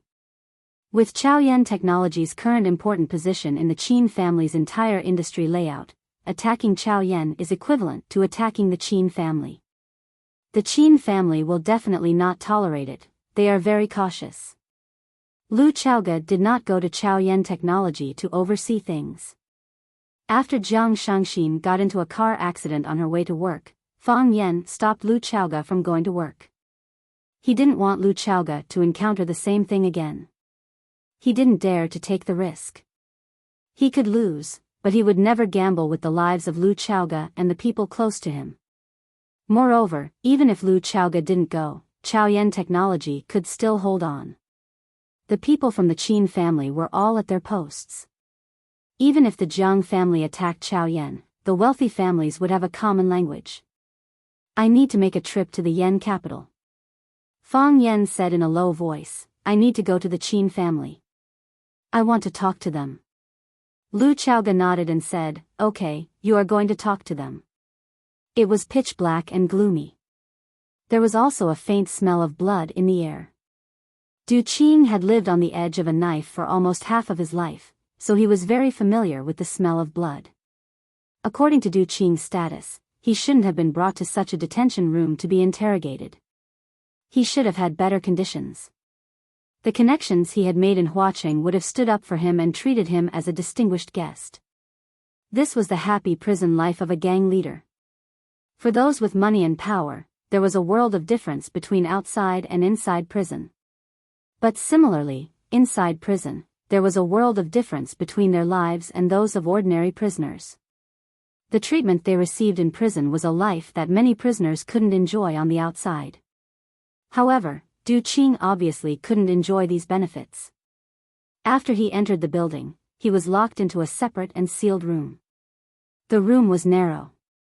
Other than a broken bucket for prisoners to relieve themselves, there was nothing else. There was no table, chair, or bed. He could only rest and sleep on the floor. Because the room was too small, he couldn't straighten his body. He had to bend his waist when he slept. Du Qing didn't have any objections. He found a clean place and sat down. Then, he closed his eyes and began to rest. The night was silent. No one came to disturb him. After dawn, he was brought to this slightly larger interrogation room. Du Qing knew that the show had begun. When he was still a lackey, he would occasionally be arrested and locked up for a few days. Now that he thought about it, how many years had it been since he came to this kind of place? 10 years? Or 20 years? What a distant memory. Clang, the iron door of the interrogation room was pushed open. A thin man wearing glasses walked in. 2 tall men in uniform followed behind. After they came in, the iron door behind them closed with a clang. The man with glasses stood in front of Du Qing and looked down at him. He smiled and said, Boss Du, long time no see. You're still as elegant as ever. Du Qing glanced at the man with glasses and said in a deep voice, how can a down-and-out prisoner be called a boss? Captain Wang, don't make fun of me. Boss Du is too modest. Who doesn't know that you're the underground king of watching? You can summon tens of thousands of underlings to work for you with a stomp of your foot. Every day, you make a lot of money. Who doesn't give you some face? Wang Dequan adjusted the glasses on the bridge of his nose and said jokingly, I don't get it. I really don't get it. The mighty Boss Du came to the police station to turn himself in, and even fell into my hands. Boss Du, do you still remember our friendship in the past? I remember. Du Qing nodded. Back then, you came to my place to collect protection fees. My brothers lifted you up and threw you out. Du Qing, you didn't think that you would end up like this, did you? Wang Dequan said coldly with a dark look in his eyes. Why wouldn't I? Du Qing smiled lightly. In our line of work, we can be killed by a bullet at any time. Being cut off or having our head blown off, what kind of ending haven't I thought about?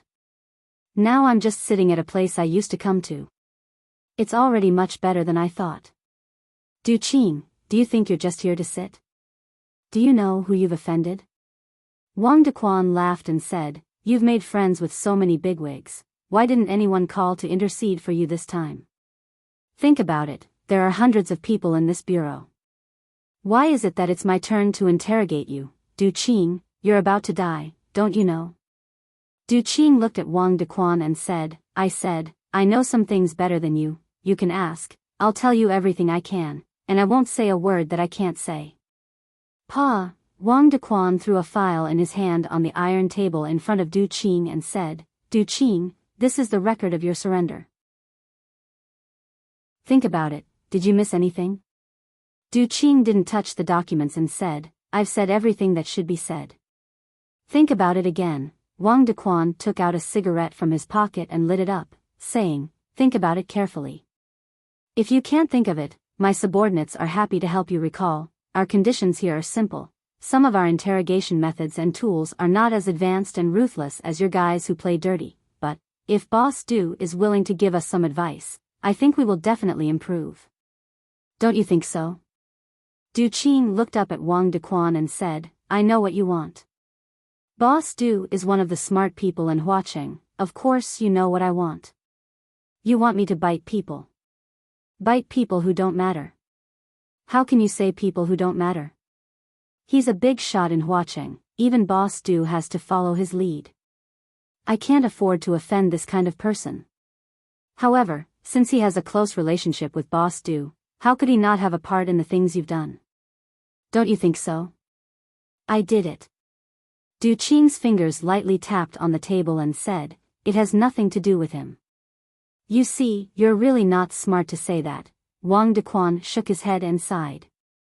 He gave a look, and immediately a tall man pressed a stack of newspapers on Du Qing's back. Another policeman held a metal rod and smashed it on the newspapers.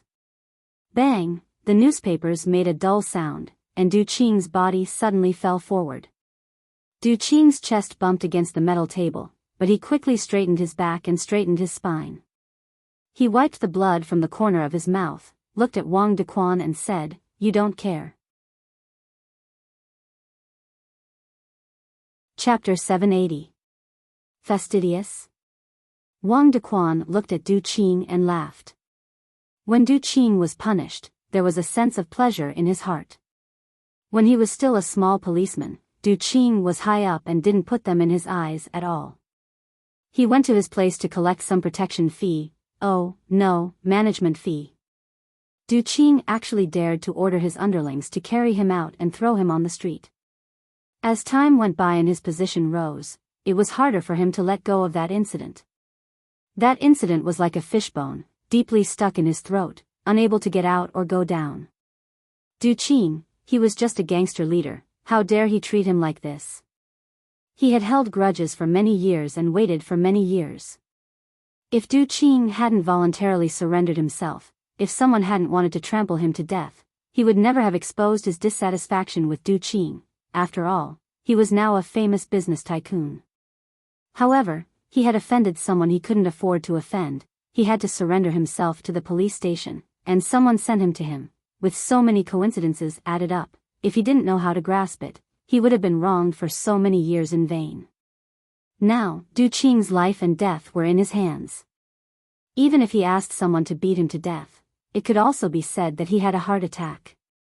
Anyway, he had checked Du Qing's information, and Du Qing had a lot of small problems. Wang Dequan seemed to have heard the best joke in the world. He held his stomach and laughed until he couldn't breathe, saying, "Fastidious? Did I hear it wrong? A gangster leader told me that I'm not fastidious? What is this? It's like a murderer telling us, you don't respect the law." Haha, Du Qing, are you confused? Such words, how can you have the nerve to say it? You're not fastidious. Du Qing didn't laugh. His forehead was dripping with blood, and the blood slid down his cheeks, giving him a kind of mournful and sinister temperament. You weren't fastidious back then, and you're still not fastidious now. Du Qing looked at Wang Dequan and said, "Do you know why I asked someone to throw you out? When others came over, I would give them good cigarettes and wine, and I would not miss a cent. But you're different from them. You're not fastidious, and you directly doubled the money we should pay. You broke the rules. If I had promised you that time, you would soon have quadrupled it, 8-fold, 16-fold, until we could not afford it. Gangsters are people too. They need to look after the place, wash the dishes, and serve the customers to earn money. If you take away so much, how are they supposed to live? What happened back then is already in the past. I'm talking about the present, as the saying goes, you can see the old from 3 years old. You haven't changed much from how you were back then." Du Qing's lips curled into a smile as if he was mocking Wang Dequan for not growing up. "You're not at all particular now. You should know that when everyone's status reaches a certain level, everyone will part on good terms.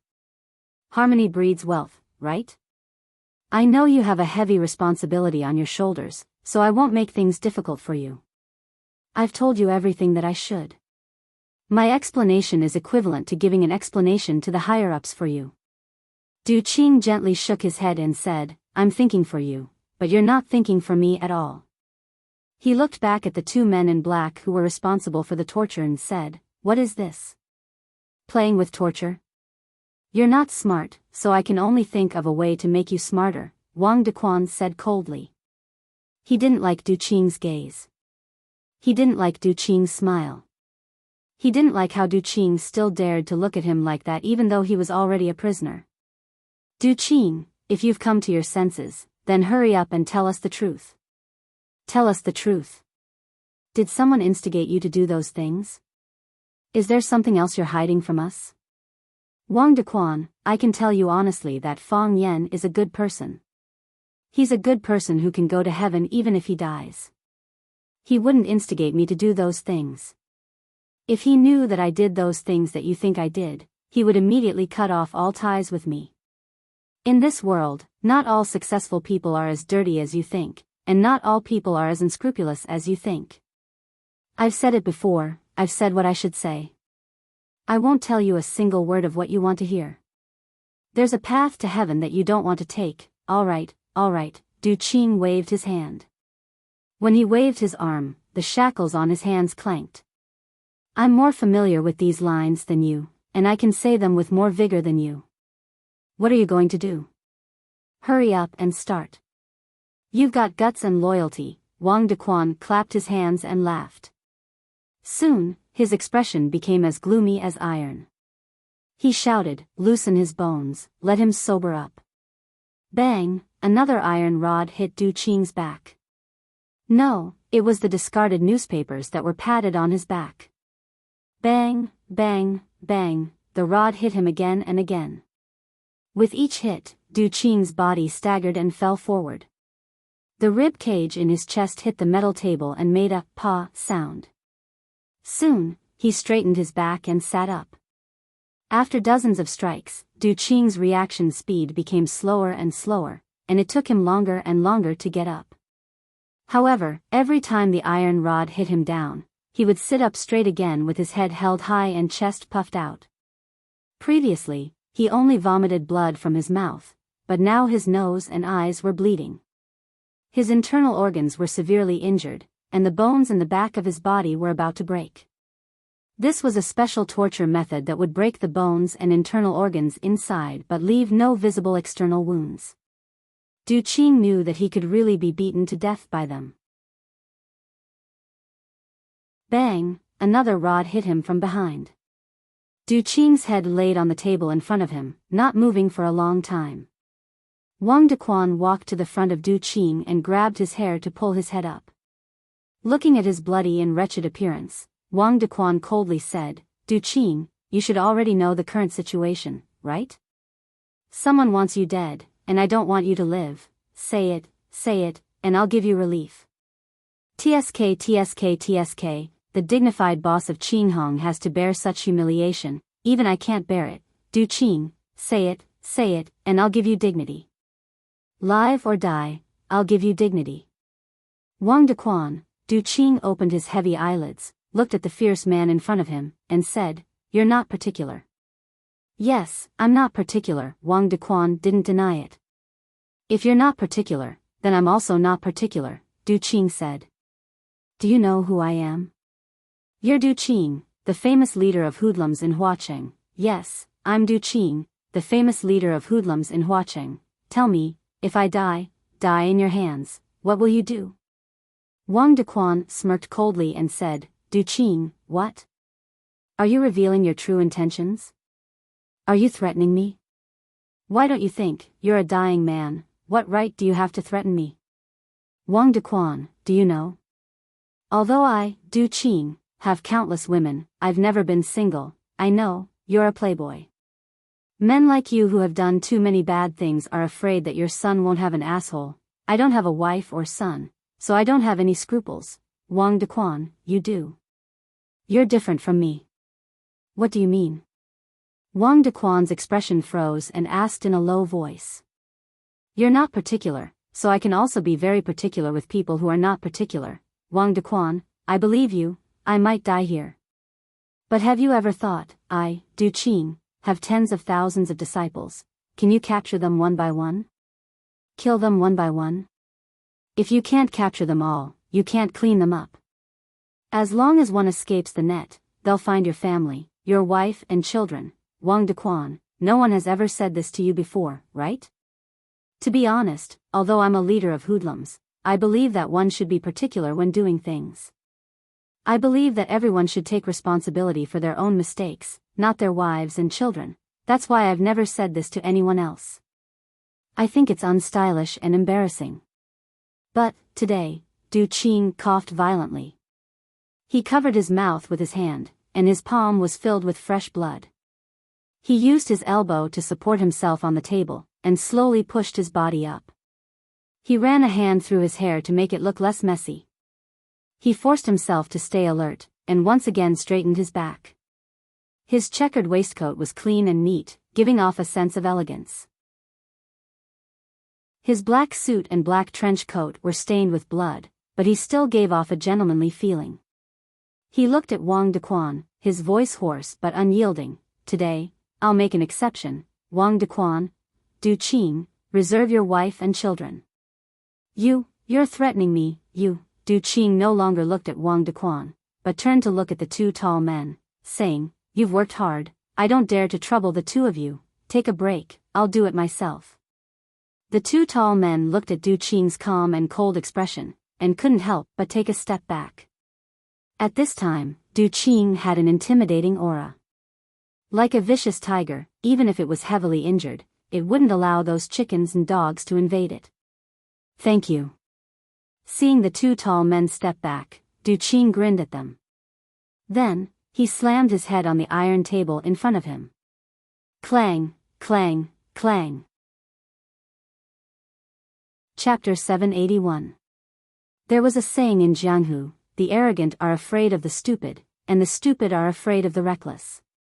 In the process of promotion, Wang Dequan had also done a lot of things that crossed the bottom line. He had always thought that he was a dangerous man who did not care about his life. However, after seeing Du Qing's performance at this moment, he realized that compared to his own self-awareness, he realized that he was simply not up to par. It wasn't that he didn't care about his life, but he was just being unreasonable. For so many years, he couldn't even be arrogant. What a cruel truth. Clang clang clang, Du Qing was still banging against the wall with all his might, as if he wanted to smash his head. He wanted to kill himself in front of Wang Dequan. His forehead was dripping with blood. The blood blurred his eyes and slid down his cheeks, flowing down his neck and onto his white shirt. Because his shirt was so white and straight, it was so bright and dazzling after being stained with blood, and it was a ghastly sight. His flesh and blood were sticky, and the wound on his forehead could no longer be seen clearly. Every time they collided, there would be a heavy thud on the iron table. Clang clang clang, because Du Qing used too much force, grooves of different sizes appeared on the metal table. Clang clang clang, with every knock, another groove would appear. When he knocked his head on the same spot, the previous dent became bigger and deeper, as if the iron shell was about to break apart. Clang, clang, clang, every time Du Qing's head smashed against the metal table, it felt like he was smashing against the faces and hearts of Wang Dequan and the others. It felt like he was trying to smash open the gates of hell, for himself and for Wang Dequan and the others. Captain. A tall uniformed man's face was filled with panic. He pointed at Du Qing, who was still hitting his head with all his might, wanting to commit suicide, and said, "Something will happen to him. Something will happen to him like this, Captain, what do we do now?" The other uniformed man was also frightened. They were in this line of work, and they often used private torture on others. But today, they hadn't even done anything, and the suspect had already done it. This was the first time they had seen something like this. It was only then that they realized the man's identity. Not only was he the prisoner Du Qing who had turned himself in, he was also the leader of Qinghong, the underground godfather of Flower City with tens of thousands of subordinates. Even now, he wasn't someone they could bully at will. The one who was suffering the most was Wang Dequan. Perhaps Du Qing would not remember the names of the two black-clothed men who had carried out the torture. In fact, he would not even bother to remember their names. He knew that they had been ordered by someone else, and he would not lower himself to the level of such insignificant people. However, he would definitely take revenge on him. Just as he had said, his wife was already reserved by Du Qing. He wasn't joking. If he died here today, the enraged members of the Green-Red Gang would really take revenge on all of Wang Dequan's relatives and children. Wang Dequan didn't dare to imagine what they would do. He wasn't afraid of thieves stealing, but he was afraid of thieves remembering. However, if he were to give up on Du Qing just like that, how was he going to explain it to the higher-ups? Explain to those who wanted Du Qing to bite or die? Previously, Wang Dequan was very excited, feeling that the best opportunity had arrived. If he could do this job well, he would have a meteoric rise in his career, or even several steps forward. Moreover, he could humiliate Du Qing. Just like how Du Qing humiliated him in the past. But, how did things become like this? Du Qing. Wang Dequan's forehead was drenched in cold sweat as he clenched his teeth and shouted Du Qing's name. Quang. Du Qing acted as though he didn't notice it as he continued to knock his head hard. His strength was getting weaker and his speed was getting slower and slower. His eyes were already finding it hard to open. He was relying on his body's inertia to do this. You bunch of trash. Wang Dequan finally couldn't hold on any longer. He scolded the two tall men, "Hurry up and stop him. Do you really want to see him die in front of you? Let me tell you, I, Wang Dequan, have to bear the responsibility. None of you can escape." When the two uniformed men heard Wang Dequan's order, they hurriedly supported Du Qing on his left and right, preventing him from knocking his head on the metal table again. Bang! Du Qing was still using his head to knock forward, but this time, his head knocked onto the chest of one of Wang Dequan's men. Dear passengers and friends, Flight A73001 from Huaqing to Yanjing has arrived. We, the Sky Alliance. The sound of the broadcast in the cabin woke Fang Yan up. He didn't sleep last night, and today he was busy dealing with all kinds of unexpected situations. He was also busy rushing to the airport before the matter was over, so his body was indeed a little tired. He naturally couldn't waste some rest time on the plane. He always needed to maintain his best mental state. The battle had just begun, who knew what would happen later? He opened his eyes and looked out the window. The sky was gloomy, and it was still drizzling outside. This made Fang Yan's mood even gloomier, and he could only secretly pray in his heart that everything would go smoothly on this trip to Yanjing. Fang Yan came to Yanjing alone, and he didn't bring any luggage. After the plane landed, he directly took the flight company's VIP car and left first. When he walked to the exit, he immediately saw a tall and handsome man who was like a statue of a Greek god standing at the exit to welcome him. Eagle Moo. Because of Eagle Moo's outstanding appearance, all the people at the exit looked at his face. Some bold girls even took the initiative to come up to him and ask for his phone number. When he shook his head and refused, those girls were on the verge of tears, and their hearts were about to break. Fang Yan couldn't bear it anymore, so he walked up to Eagle Moo and said, "If they want your phone number, just give it to them. You don't have to contact them every day." "Thank you, uncle." Seeing that someone had spoken up for them, the two girls who came to ask for Eagle Moo's phone number bowed and thanked Fang Yan together. "Uncle?" The flesh on Fang Yan's face twitched, and he regretted being a busybody. "You've arrived." Eagle Moo looked at Fang Yan with a smile and said, "This kind of thing always happens. If I give my phone number to everyone who asks for it, my number will become a public phone." This time, it was even more serious. Fang Yan planned to have a good talk with Chinitian. If he wanted to send someone to pick him up at the airport next time, could he not send a guy like Eagle Moo? When he stood with Eagle Moo, people would always suspect that he was the one carrying the bags. As an outstanding protagonist, Fang Yan couldn't stand this kind of treatment. Chinitian's actions were always so noble and extraordinary, as if she never wanted to hide her wealth. She didn't have the awareness of being a heroine at all. If you don't hide your identity, if you don't hide your wealth, how can anyone bully you? If no one bullies you, how can the male protagonist save the damsel in distress? How can he act cool and slap her in the face? Behind Eagle Moo were 4 tall men in black. They looked cool and professional, like bodyguards from a big family. There was a long Rolls-Royce parked at the entrance, and Fang Yan recognized it as Chinitian's car. Chinitian sent his own car to pick him up. Eagle Moo personally opened the car door for Fang Yan, and after Fang Yan got in, he opened the door from the other side and got in. He sat next to Fang Yan and said, "It's really late today, and Miss can't make arrangements. You should rest well. Tomorrow morning, she will personally pick you up and take you to see the person you want to see." Fang Yan nodded. This was the benefit of hanging out with smart people. You didn't need to think about anything, and others would do it for you. You just needed to follow her arrangements, and every step of the way wouldn't make you feel uncomfortable or disappointed. Chinitian, this girl. How did she look like this? Fang Yan looked at Eagle Moo and asked, "How's Tian recently?" Eagle Moo grinned and said, "Did you hear some rumors, so you want to get an answer from me?" "I heard some bad rumors," Fang Yan said embarrassedly. He knew that these people were all shrewd people. Trying to pry information from them was a form of disrespect in the first place. Some people said that the Jiang family and the Qin family are working together, so I'm a little worried. I understand what you're worried about. But I can't tell you this. Eagle Moo said with a smile. I'm a member of the Qin family, and I support everything the Qin family does. Even if I don't support it, I won't oppose it.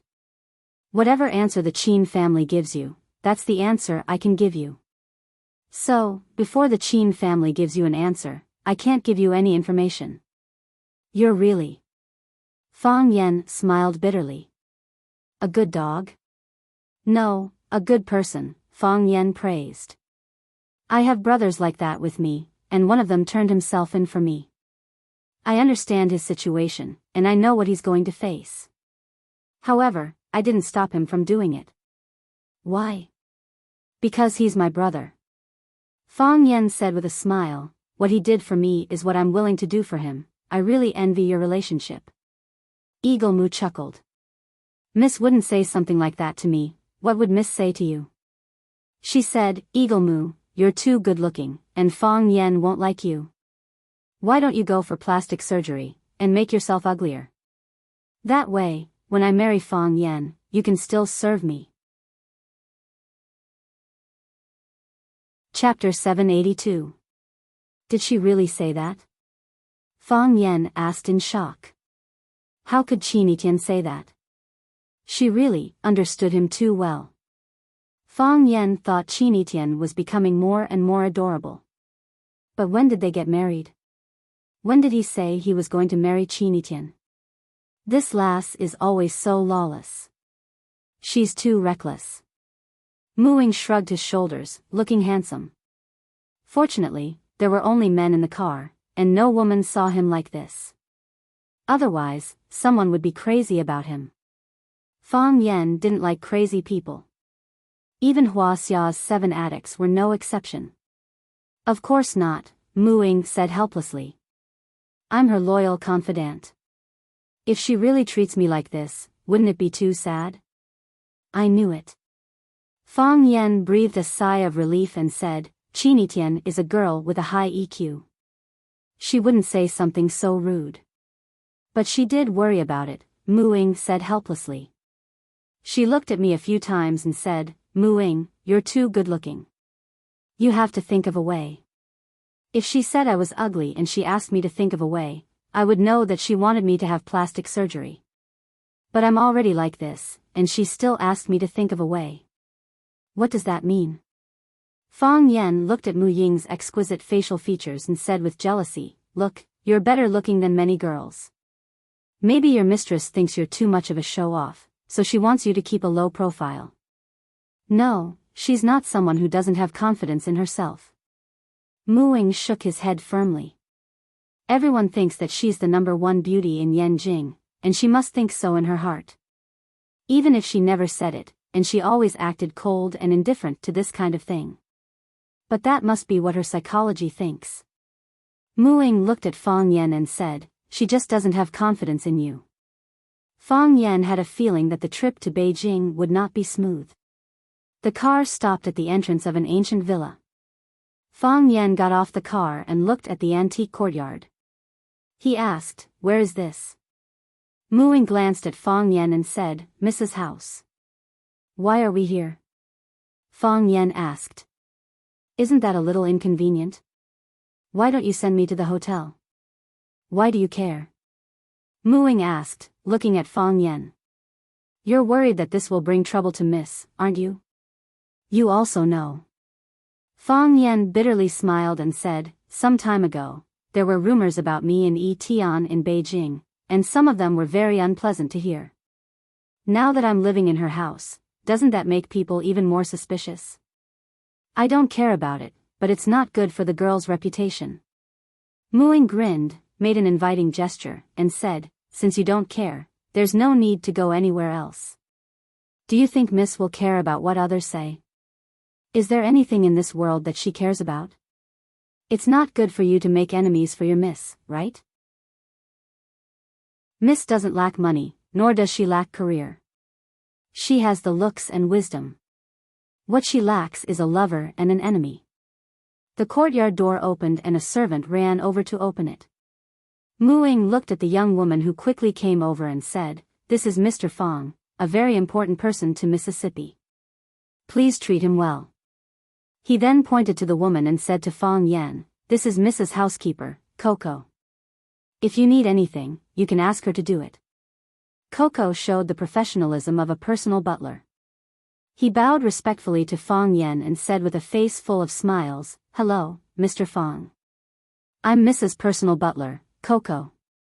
Miss specially called me to tell me that a friend will be staying here and asked me to take good care of him. Mr. Fang, you just got off the plane, right? I've prepared a simple dinner for you according to your taste. Before that, if you'd like, you can go outside and soak in the hot spring for a while. The hot spring water is ready, and the clothes are placed next to the hot spring pool. Muing said goodbye to Fang Yen and asked Fang Yen to have a good rest tonight. Miss would come to pick him up the next morning. Of course, Fang Yen wanted to soak in the hot spring first. Before he got close to the pool, he could hear the bubbling sound and the faint smell of sulfur. It was indeed the most authentic Mount Tongshan hot spring. The hot spring was open air and was isolated from the outside world by dense trees. You could see outside from the inside, but you couldn't see inside from the outside. Fang Yen took off all his clothes and sat in the hot spring pool with only a pair of shorts on. Ah! He couldn't help but let out a comfortable moan. The temperature of the hot spring was just right as he soaked in it, opening up every pore on his body. It made Fang Yen feel extremely comfortable. All the fatigue on his body was swept away, and his mind became much clearer. He felt like he had been reborn. Fang Yen looked around at the elegant installations and some simple but unique furnishings.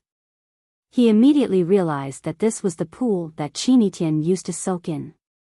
He actually used Qinitian's pool. He actually shared a hot spring with Qinitian, but when he thought about how the hot spring outside was shared by countless people, he felt that it wasn't a big deal after all. Anyway, Qinitian wasn't here now.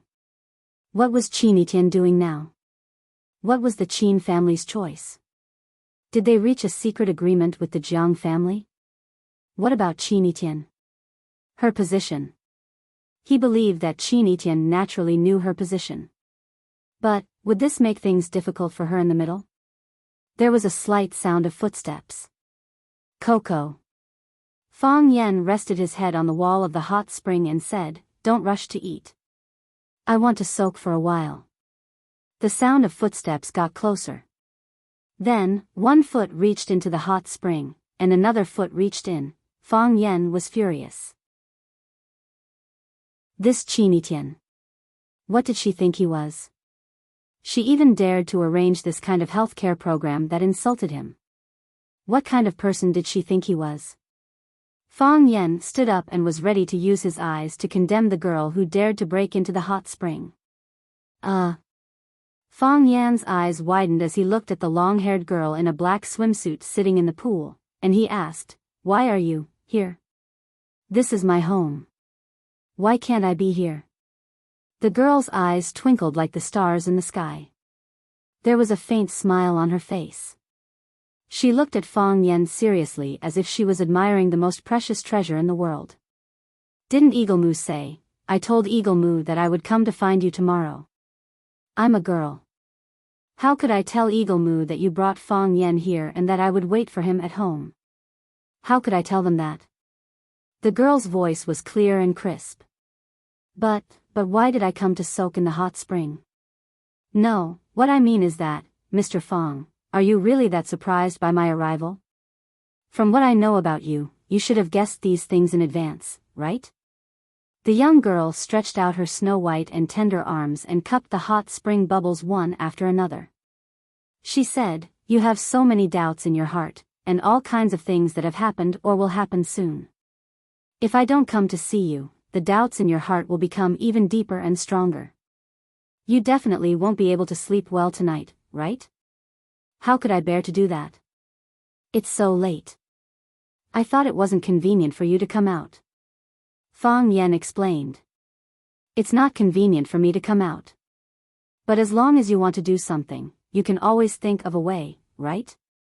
For example, I used to think that since the hot spring here is so good, it would be great if you could come and soak in it. I just thought about it. Now I can do it. Isn't that right? Qinitian, Mr. Fang, don't be nervous." Qinitian looked at Fang Yen, who was huddled in the corner, and giggled. She splashed a handful of water on his face and said, "We're just taking a bath together. I don't need you to take any responsibility. If I have to take responsibility for something like this, who would dare to go swimming in public? Thank you." Fang Yen looked at the beautiful and flawless woman who was like a fairy in the forest. He felt that his throat was a little blocked. He said in a deep voice, "I'm very happy that you can come. I'm very happy. I believe in you. I've always believed in you. But for you to appear in front of me, I still feel, it's a pleasant surprise." "Of course," Qinitian said as if it was a matter of course. "I'm the most beautiful woman in Yanjing. Not every man has the opportunity to soak in the hot spring with me. This is my bath. I designed it myself. Since it was built, I'm the only one who has soaked in it. Now there's one more person, and it's a man. Fortunately, I don't hate this man. It's my honor. I'll definitely enjoy it. Fang Yen said with a smile. When I soaked my body in just now, I felt that the pressure that I've endured these days was swept away. It seems that you can sleep well tonight. Qinitian said with a smile. Fang Yen looked at Qinitian and asked, who am I going to see tomorrow? Of course, the person who has the most ability to help you. Is her attitude the same as yours? Qinitian shook his head. She wants to maintain cooperation with the Jiang family? Fang Yan's heart began to sink. For a long time, he and Lu Chaoga's backer was the woman who controlled the Qin family. If she also wanted to maintain cooperation with the Jiang family, then their days would really be difficult. No, I don't understand her. Qinitian looked at Fang Yan and said. Chapter 783. Her eyes were like stars, and her lips were like cherry blossoms. Her black hair was like a waterfall, and her skin was whiter than snow. Under the cover of the bubbling water, most of Qinitian's body was swallowed by the bubbles, but her exposed thin shoulders and large snow-white chest were still dazzling. This girl's skin was white and tender, just like a newborn baby's. No, she was even better than a newborn baby's. She was noble, perfect, and flawless. She had the innocence of a young girl, but also a mature charm like a dragonfly skimming the surface of the water. She was like a red plum tree in the middle of a snowstorm, like a lotus petal on a white dress, perfectly embellished. Fang Yan hadn't seen Qinitian for a while. She was still the Qinitian he was familiar with, but she was a little different from what he had imagined. She had grown up a little, matured a little, and her youthful eyes had become a little more mature. Most importantly, she had learned how to seduce a man. Of course, perhaps she didn't even realize that she was doing such a thing. However, a 16-year-old beautiful girl showing her devilish figure in front of a man, even if it was only a small part, was still breathtakingly beautiful. In Fang Yan's eyes, she was a goddess of beauty, but also a devil. Impulsiveness wasn't a devil, only a devil could make people impulsive. Of course, Fang Yan wasn't the kind of person you think he was. You don't understand? Fang Yan raised his eyebrows, and said, you don't understand what she's thinking either? Right now, the clan is divided into two factions. Qinitian didn't hesitate to reveal the internal situation of the Qin clan to Fang Yan. One faction is the faction of benefits, and believes that this is a once-in-a-lifetime opportunity. Although the Jiang clan is also the Qin clan's opponent, the Jiang clan and the Qin clan both cooperate and oppose each other, and they have maintained this relationship for hundreds of years. It has already been proven that this relationship is beneficial to both sides. Moreover, once war breaks out with the Jiang clan, the Qin clan will also be dragged into the abyss. When two tigers fight, both tigers will suffer. Especially when the Qin family and the general family clash, the result is hard to predict. So, they felt that since they couldn't completely destroy the Jiang family, they might as well let them continue to exist.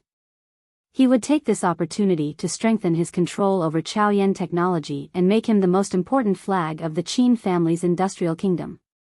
In comparison, they feel that this is more secure and can maximize the benefits, just as I guessed. Fang Yan nodded. Since we can't disappear, we might as well cooperate. As long as the two big fishes don't kill each other, they can continue to devour the smaller fishes around them. Qiao Yan and I belong to that small fish. Qinitian's hands gently stirred the water and said aloud, there are also different voices at home. Some people think that Chaoyan technology can be better managed by Lu Chaoga. Moreover, although the Qin family was controlled by Qiao Yan, the Rubik's Cube technology completely belonged to Lu Chaoga. If the Qin family doesn't stand on your side in this matter, it will disappoint you and Lu Chaoga. If that's the case, the Qin family might lose everything, and they won't get any benefits, so, it's still in the dispute stage? Fang Yan's eyes lit up and said, since it's still in the dispute stage, it proves that the Qin family hasn't reached an agreement with the general family yet. So, the meeting tomorrow morning is very important. Qinitian tilted his head and looked at Fang Yan, then said, if you can convince her, the Qin family will stand on your side. If you can't, the result will be hard to predict. Fang Yan nodded and said, I will try my best. Right, I'm going to see her tomorrow. What kind of gift should I prepare? Qinitian glanced at Fang Yan and said, first, my mom isn't old. Second, you don't need to prepare any gifts. She doesn't need anything? Fang Yan nodded and said, that's true. Women like you are really hard to deal with. Even if I want to give you a gift, I don't know what to give. No, I've already prepared something for you, Qinitian said. I know what she likes. Fang Yan was a bit embarrassed and said, what do you like? I'll give it to you. I like you. Qinitian giggled and said, do you really want to give it to me? Be serious. Qinitian stopped laughing.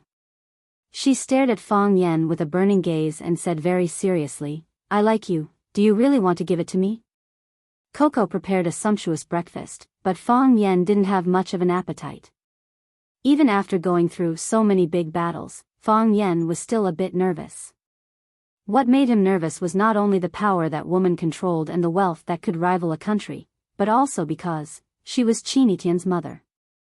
Qinitian made him nervous, but didn't his mother make him even more nervous? Not to your taste? Qinitian held a spoon and elegantly drank the millet porridge that was just cooked, looking at Fang Yan and asked. Coco, who was waiting on the side, became nervous and hurried forward to say, Mr. Fang, if it's not to your taste, I'll ask the kitchen to prepare another meal. Is there anything in particular you want to eat? No, it's already very good, Fang Yan said with a smile. He looked at Qinitian and said, I'm just thinking about something. Don't be nervous, Qinitian said. I'm not very nervous either. But you can't not be nervous, Qinitian said again. Today's meeting is still very important. Fang Yan put down the bowl of porridge that he had just picked up. Was he going to let her eat or not? Qinitian was wearing a chiffon dress, looking like a high and mighty princess. Of course, she was indeed the little princess of the Empire of Wealth. After eating a bowl of millet porridge and half a coarse bread, she looked at Fang Yan and said, breakfast is made according to your taste, so you'd better eat some. Fang Yan nodded and picked up the bowl again. After breakfast, Eagle Moo was waiting at the gate of the yard to greet them. Seeing Fang Yan and Qinitian coming out of the villa together, he didn't show the slightest surprise. Fang Yan praised in his heart. It seemed that he must have read the book, Professional Qualities of a Bodyguard. Good morning, Mr. Fang. Eagle Moo took the initiative to greet Qinitian and Fang Yan.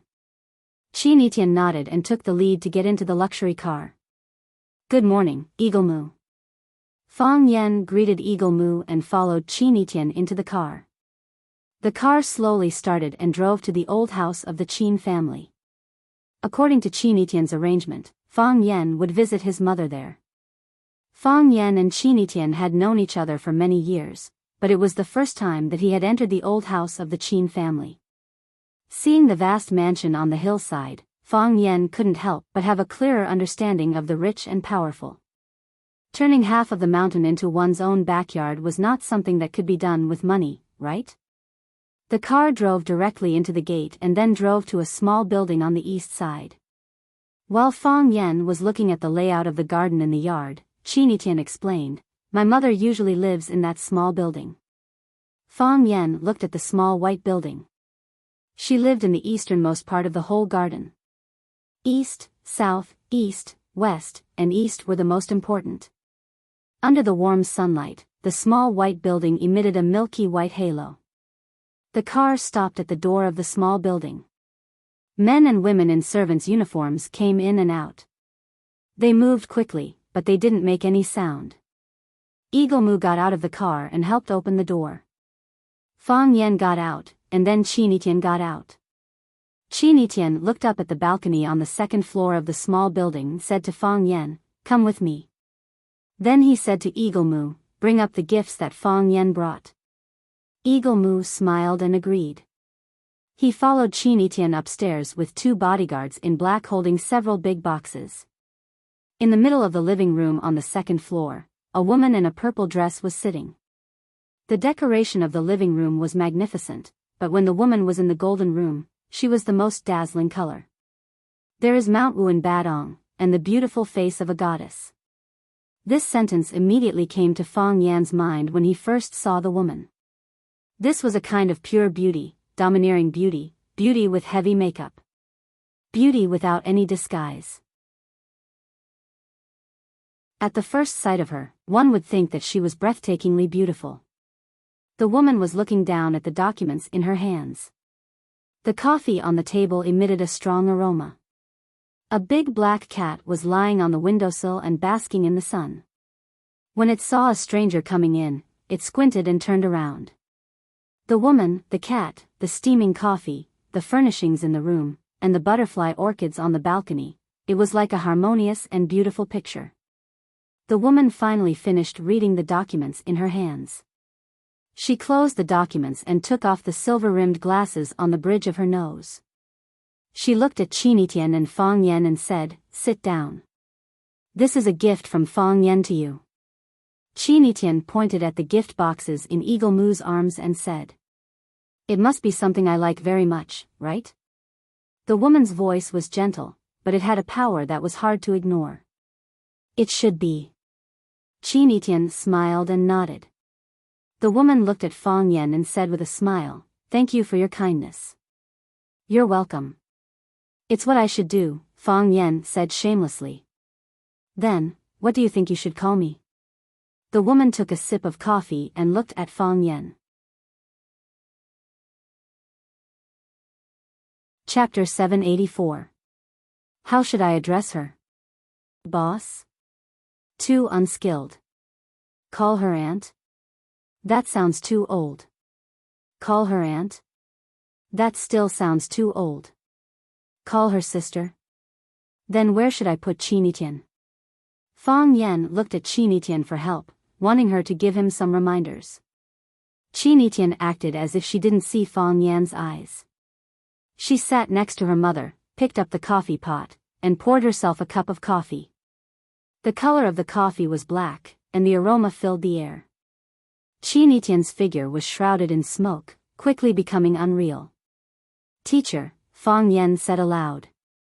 "Pfft," Qi Tian spat out the coffee she just drank, then calmly took out a napkin to wipe the corner of her mouth. This girl had an elegance and calmness that didn't match her age. This wasn't a child carefully cultivated by a noble family, but rather something that came from the bones. She was very much like her mother. Li Xingmian looked at Fang Yan in surprise and said, "Teacher?" "You're my teacher," Fang Yan said with a serious expression. "You're a senior in the field of business, a role model for our lives. There are many things I need to learn from you." Li Xingmian stirred the coffee in the cup with a beautiful steel spoon, casually looked at Fang Yan, and said, "Is our relationship only limited to that of teacher and student?" Fang Yan squinted her eyes and smiled, then said, "The relationship between teacher and student is not simple. Our Huaxia has an old saying, a teacher for a day, a father for life. Our teacher is like half a parent to us. People at that time already knew how to respect their teacher, but are people now not as polite as the ancients?" "You mean?" Li Xingmian picked up the coffee cup and took a sip, then said, "I'm half a mother to you?" "You could say that," Fang Yan nodded. "Of course, you're too young. You look like Yi Tian's sister, plus, I was a teacher myself, so I have a special feeling for the profession. Whenever someone calls me Mr. Fang, I feel that it's my happiest moment." Li Xingmian glanced at Qi Tian and said, "Tian, I want to have a private conversation with Fang Yan." Qi Tian nodded and stood up with the coffee cup in his hand. "I'm going downstairs to look at the pigeons." With that, she turned and walked out of the door. After Qi Tian left, Li Xingmian looked at Fang Yan and said, "Teacher, a teacher for a day, a father for life. I quite like this title." "Thank you." Fang Yan nodded and said. There's an old saying in Huaxia, a son-in-law has half a son. Fang Yan, you've been a teacher before, so you should be familiar with this saying, right? I'm not a stranger. Fang Yan's expression became solemn. After Qin Yitian left, it meant that the negotiation between him and Li Xinyan had entered the real stage. But what profound meaning did she have when she said that? Fang Yan, why should I help you? Li Xinyan looked at Fang Yan and suddenly changed the topic. Why should I help you? This was a very simple question, but it was also a very difficult one. Fang Yan and the Qin family were comrades and partners. Chao Yan's interests were everyone's interests. The Jiang family attacking Chao Yan was the same as attacking the Qin family. Wasn't this a reason for the Qin family to help? However, if the Qin family stood by and did nothing, they could reap greater benefits. The Jiang family dared to attack Fang Yan and Chao Yan technology, but they didn't dare to start a war with the Qin family at the same time. These giant families were deeply rooted and intertwined with each other. There was me and you and me. It was very difficult to completely separate them. Moreover, she asked why I should help you. Fang Yan watched as Li Xinyan stirred the coffee cup with a steel spoon, and after a moment of silence, he said, How many spoonfuls of sugar do you want to add to your coffee? Half a spoonful of sugar and half a spoonful of milk. Li Xinyan looked at Fang Yan and answered aloud. I'm the half a spoonful of sugar that you want to add to your coffee. Fang Yan said with a smile. Even if you don't add that half a spoonful of sugar, a slightly bitter coffee can still be drunk. However, if you add this half a spoonful of sugar and half a spoonful of milk, it will be easier to drink, and you can also enjoy the process. Are you trying to convince me? Li Xinyan looked at Fang Yan with bright eyes and asked. Yes. Fang Yan nodded. A person like you doesn't lack anything, and you also have everything. You can be compassionate to all living beings, or you can be high and mighty and not care about anything. However, having reached such a position, all you think and do is to ask for peace of mind, right? Are you comparing me to Guanyin Bodhisattva? The woman said with a smile. I'm just an ordinary woman, not an otherworldly goddess like you're talking about. Don't think about putting me on a pedestal and making me unable to step down. What you're after isn't just material, but spiritual satisfaction. I can't use benefits to convince you, because the Jiang family can give you greater benefits. We can only give you 1/3 of Chaoyan technology, but the Jiang family can give you the entire Chaoyan technology. It's not their thing anyway. I can't use emotions to persuade you either. Qin Yitian is my student, and I used to be Qin Yitian's teacher. Because of this relationship, I have such a relationship with the Qin family. However, I can't use the relationship between me and Qin Yitian to ask you to do this. If I do that, then our relationship will have deteriorated. Li Xinyan pursed her lips and smiled. You think I'm doing this to fulfill my spiritual satisfaction? Is that right?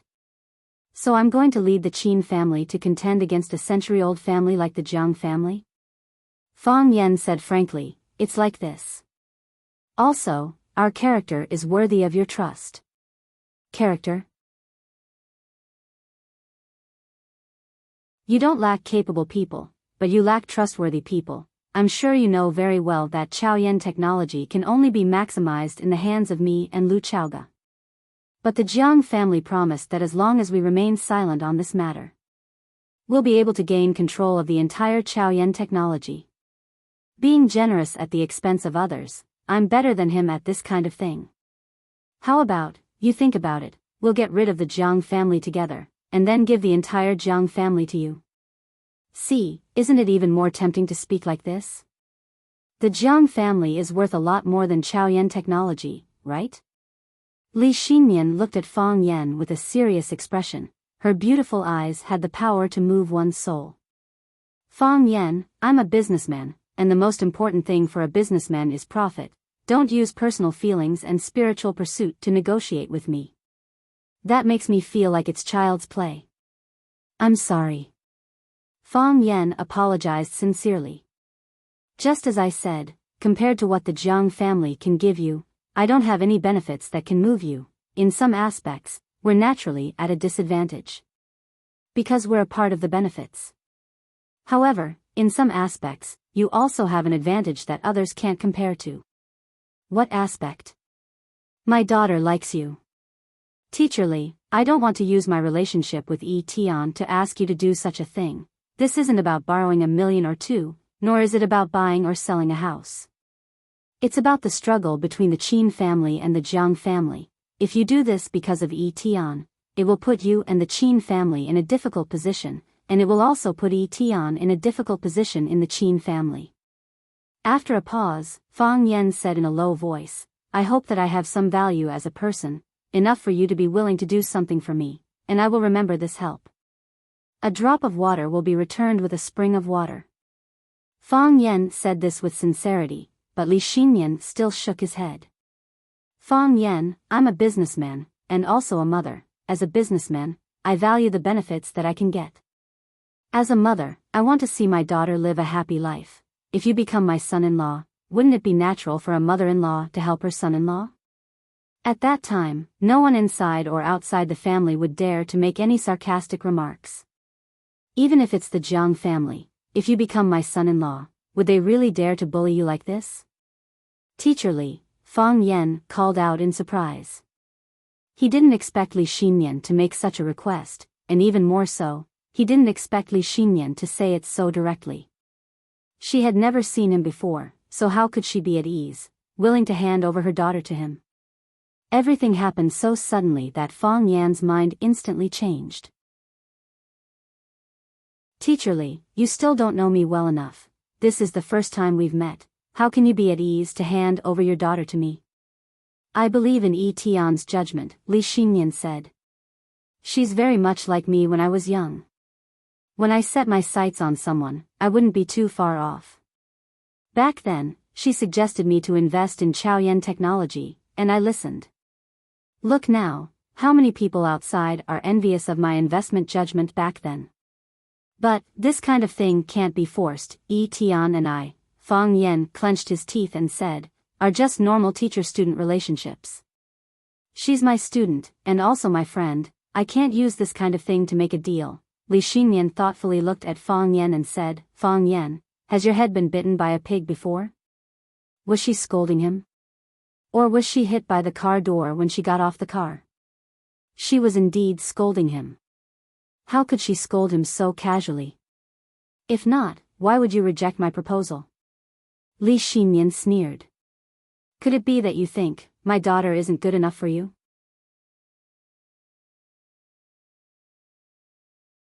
Chapter 785. In the hearts of all parents, their children are the smartest, the prettiest, the most filial, and the most sensible.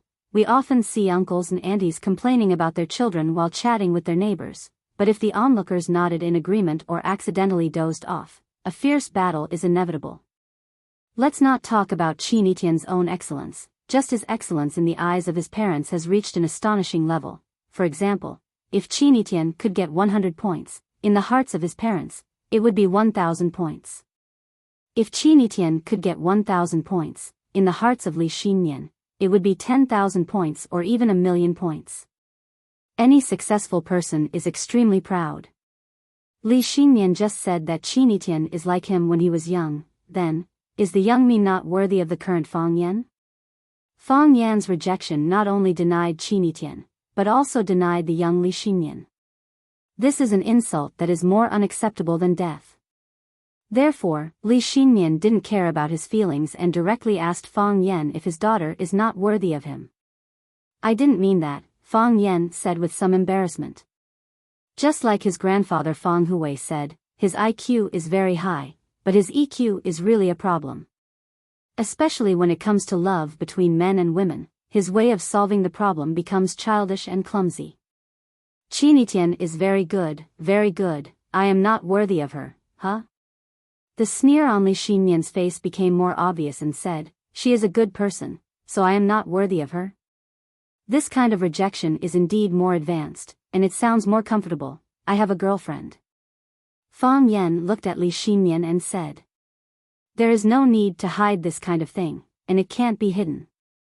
Fang Yan already has an emotional entanglement with Lu Chaoga. If he and Qinitian, why is it so troublesome? He just wanted to keep his life. He just wanted to live well. Why did it have to involve so many painful and tangled things? He didn't want to hurt Yi Rou, he didn't want to hurt Lu Xiaoga, and he definitely didn't want to hurt Qinitian. But the way things went, he had hurt everyone. Fang Yan was a kind person. He had the craftiness and boldness of an ancient martial arts family. He had also inherited the versatility of his mother's scholarly family. He was smart, two-faced, vengeful, and merciless. However, he also bemoaned the state of the universe and pitied the fate of mankind. He was willing to fight and die for his country and people. Most importantly, the Fang family was sparsely populated, with only one heir for several generations. Other than the elders in his family who took care of him, there were only Li Xiaotian and Wan Qian, a group of companions of similar age from Swallow Dock, and the two juniors, Fang Yingying and Fang Haohan, accompanying him. He regarded them as his family, as his brothers. His mother, Lu Wan, often taught him to be kind to those who truly loved him, so he was filial to his grandfather, loved his parents, and tried his best to take care of and protect everyone around him. Even when he was teaching in Huacheng and saw Lu Chaoga being bullied, he couldn't help but help her. However, because of Lu Chaoga's betrayal, his enthusiasm was met with a cold current. The relationship between the two instantly fell to the freezing point. However, because of Lu Chaoga's efforts to save him, coupled with the interests of Chaoyan technology, they restored their normal friendship.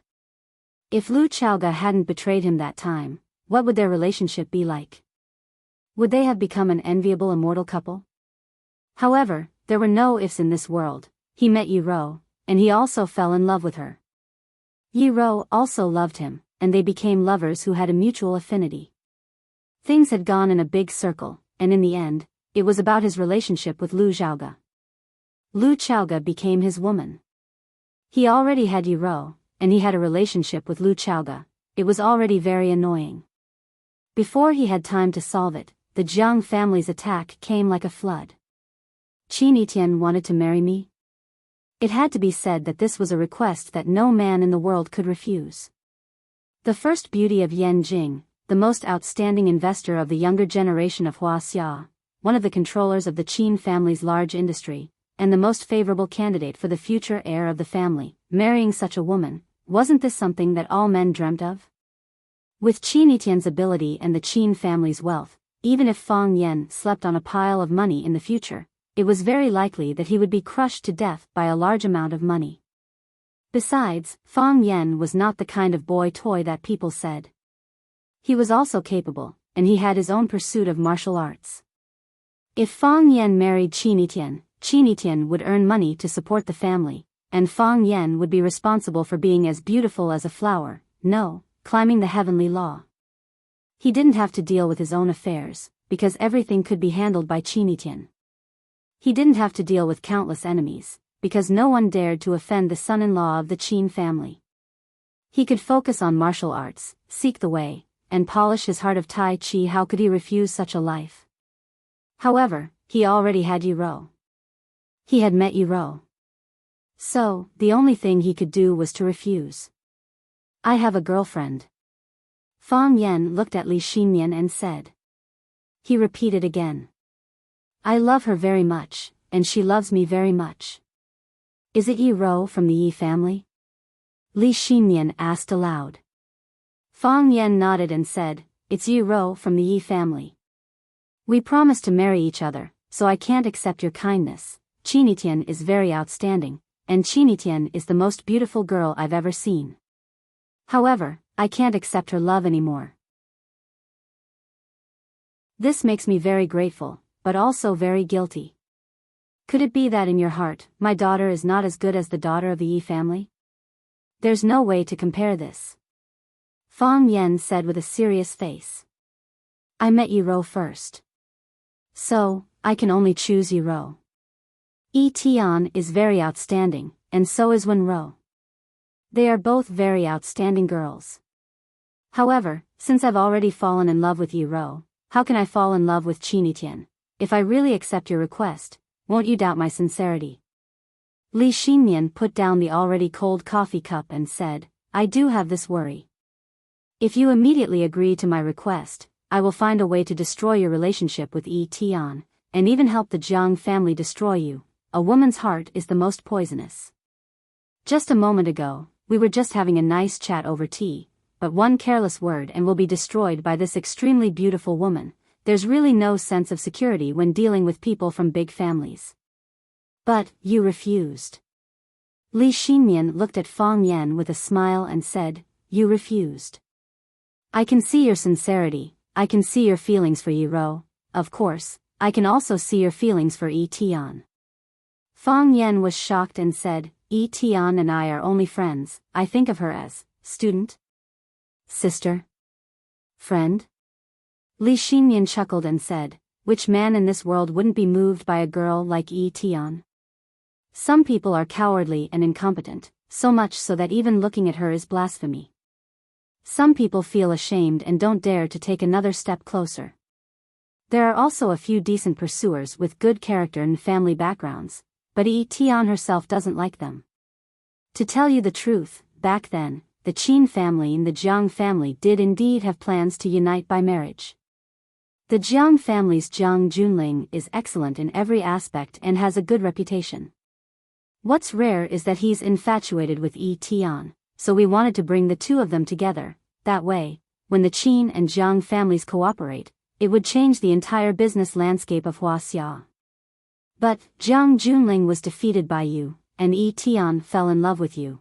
If that's the case, as a mother, I can only help my own daughter.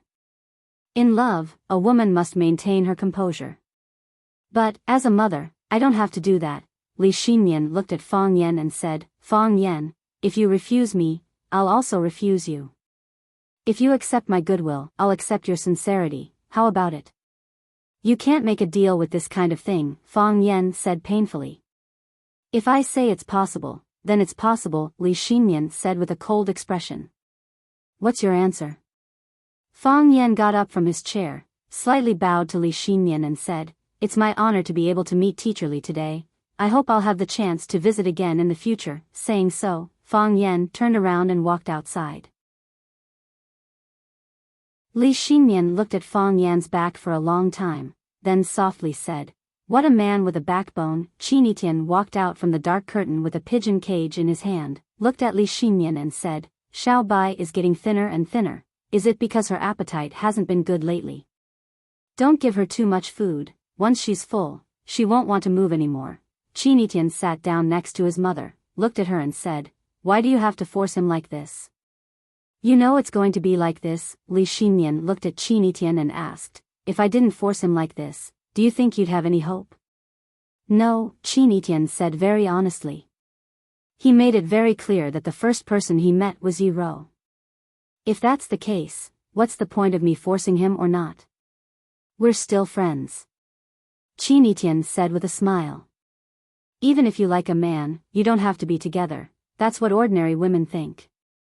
Li Xinyan said with a firm voice. The man my daughter likes, I must be with them. I don't want you to be alone. I don't want you to suffer any grievances. Because, you're my daughter. Whether in business or in love, we never compromise. Chapter 786. The negotiation was not successful, so Fang Yan was still in a heavy mood. He couldn't go back for the time being. At least, he needed to make some efforts. It was still early, so Fang Yan didn't go back to Qinitian's villa directly. When Fang Yan went downstairs, Mu Ying was already waiting for him at the door. Fang Yan asked Mu Ying to walk him to the door of the red wall. Mu Ying didn't ask any questions and nodded. In the luxury car, Fang Yan sat in the back seat, thinking about something. This result was somewhat out of Fang Yan's expectation. He had thought that the woman of the Qin family would agree to help. After all, she was a smart person and knew what choice was best for the Qin family. Of course, he had also thought that the woman would refuse. The Jiang family had already offered them such great benefits, and the voices within the Qin family were so strong. If they didn't want to shed all pretense of cordiality with the Jiang family, or didn't want to enter a vicious battle of life and death with the Jiang family, then she would refuse without hesitation. However, he didn't expect that Li Xinyan would propose such a deal.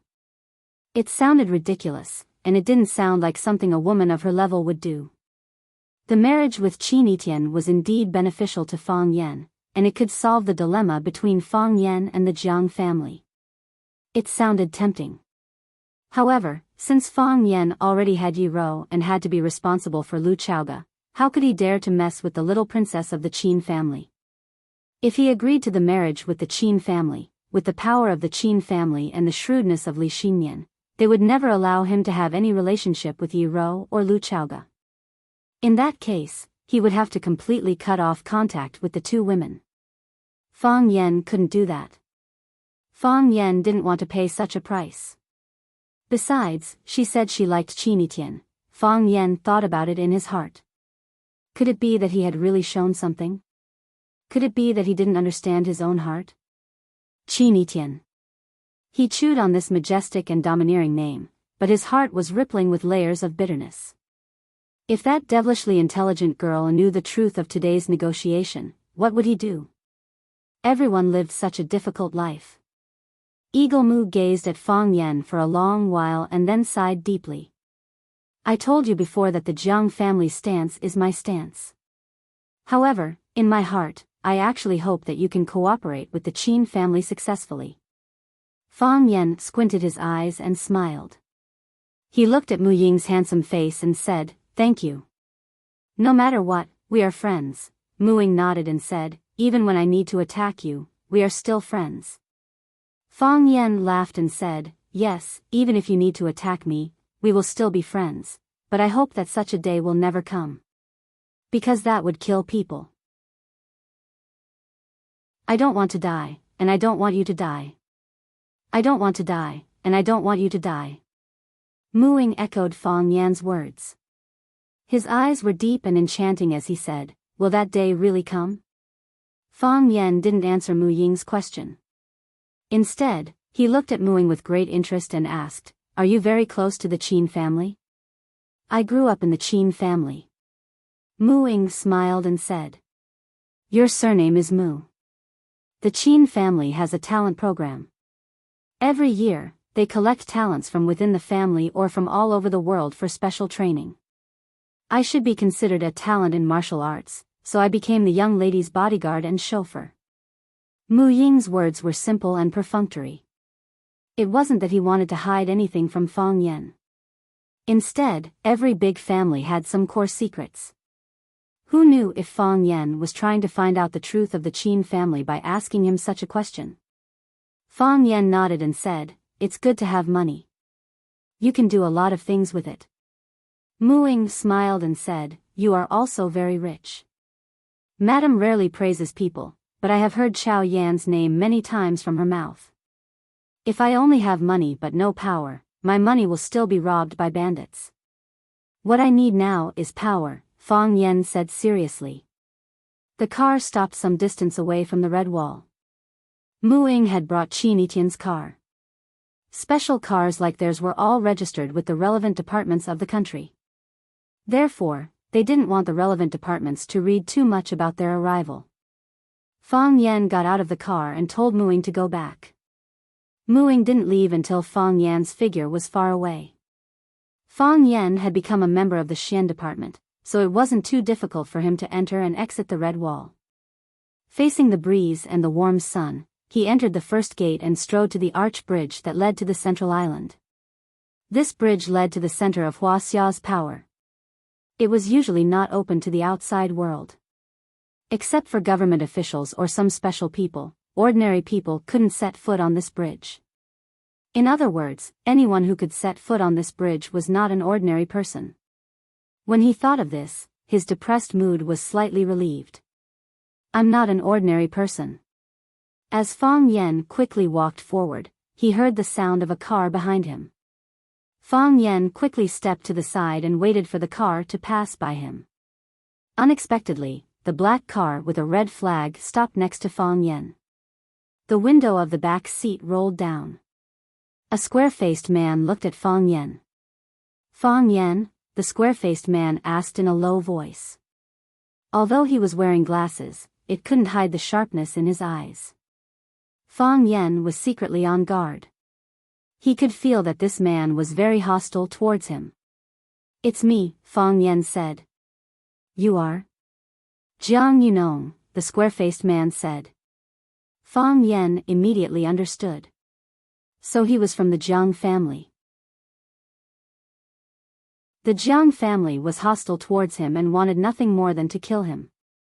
However, when the Jiang family was about to crush him, an important person from the Jiang family stopped to greet him. What was the reason? "It's not convenient to talk here.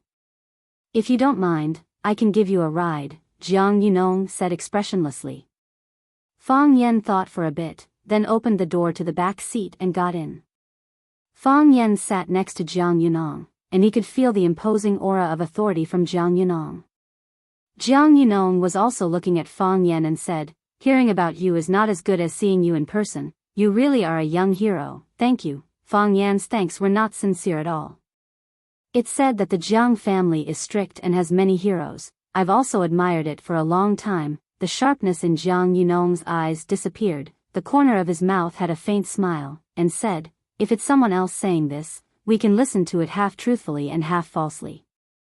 But when these words come from your mouth, there is not the slightest hint of admiration in them.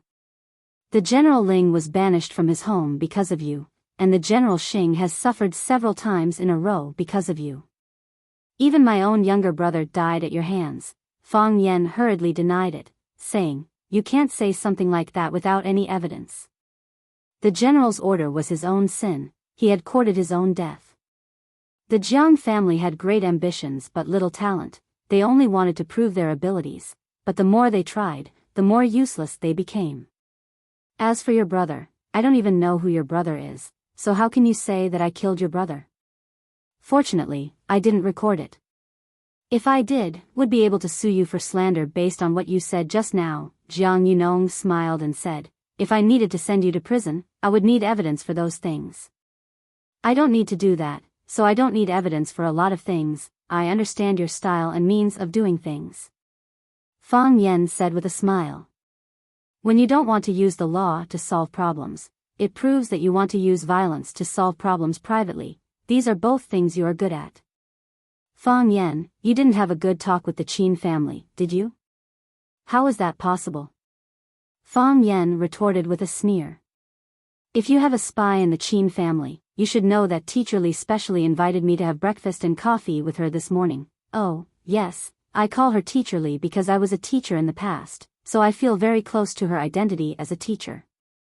We had a good talk and chatted for more than an hour. Originally, she wanted me to stay for lunch, but I received an emergency call, so I had to end it early. However, Teacher Li still asked Mu Ying, the bodyguard of the Qin family, to drive me here personally. Didn't you see Mu Ying's car just now? So it seems that your negotiation has been successful?" The ridicule on Jiang Yunong's face was very obvious. Of course. Fang Yan was like a dead pig that was not afraid of boiling water. He completely ignored Jiang Yunong's expression and said, "The Jiang family will face the joint attack of me and the Qin family." Jiang Yunong pushed up the glasses on the bridge of his nose and said, "Fang Yan, I finally understand why you can succeed. A person like you is indeed very likable. When we first met, I felt that you were very different from other people. You have a spirit." There was a rebellious spirit in him. No matter who the opponent is, no matter what kind of situation you face, you can fight back shamelessly. "This time, I really want to thank you for your appreciation of me," Fang Yan said with a smile. "If it wasn't for this spirit, I would have been trampled to death by Jiang Junling a long time ago. I would have become a pile of mud, a pile of weeds. I would still be Fang Yan, but no one would know who Fang Yan is. But, are you ready? Are you ready for a bigger storm? I study Tai Chi, and there is a saying in the core theory of Tai Chi that I think is very reasonable. Now, I will take it out and encourage you. If he is strong, let him be strong. I will **ck your mother.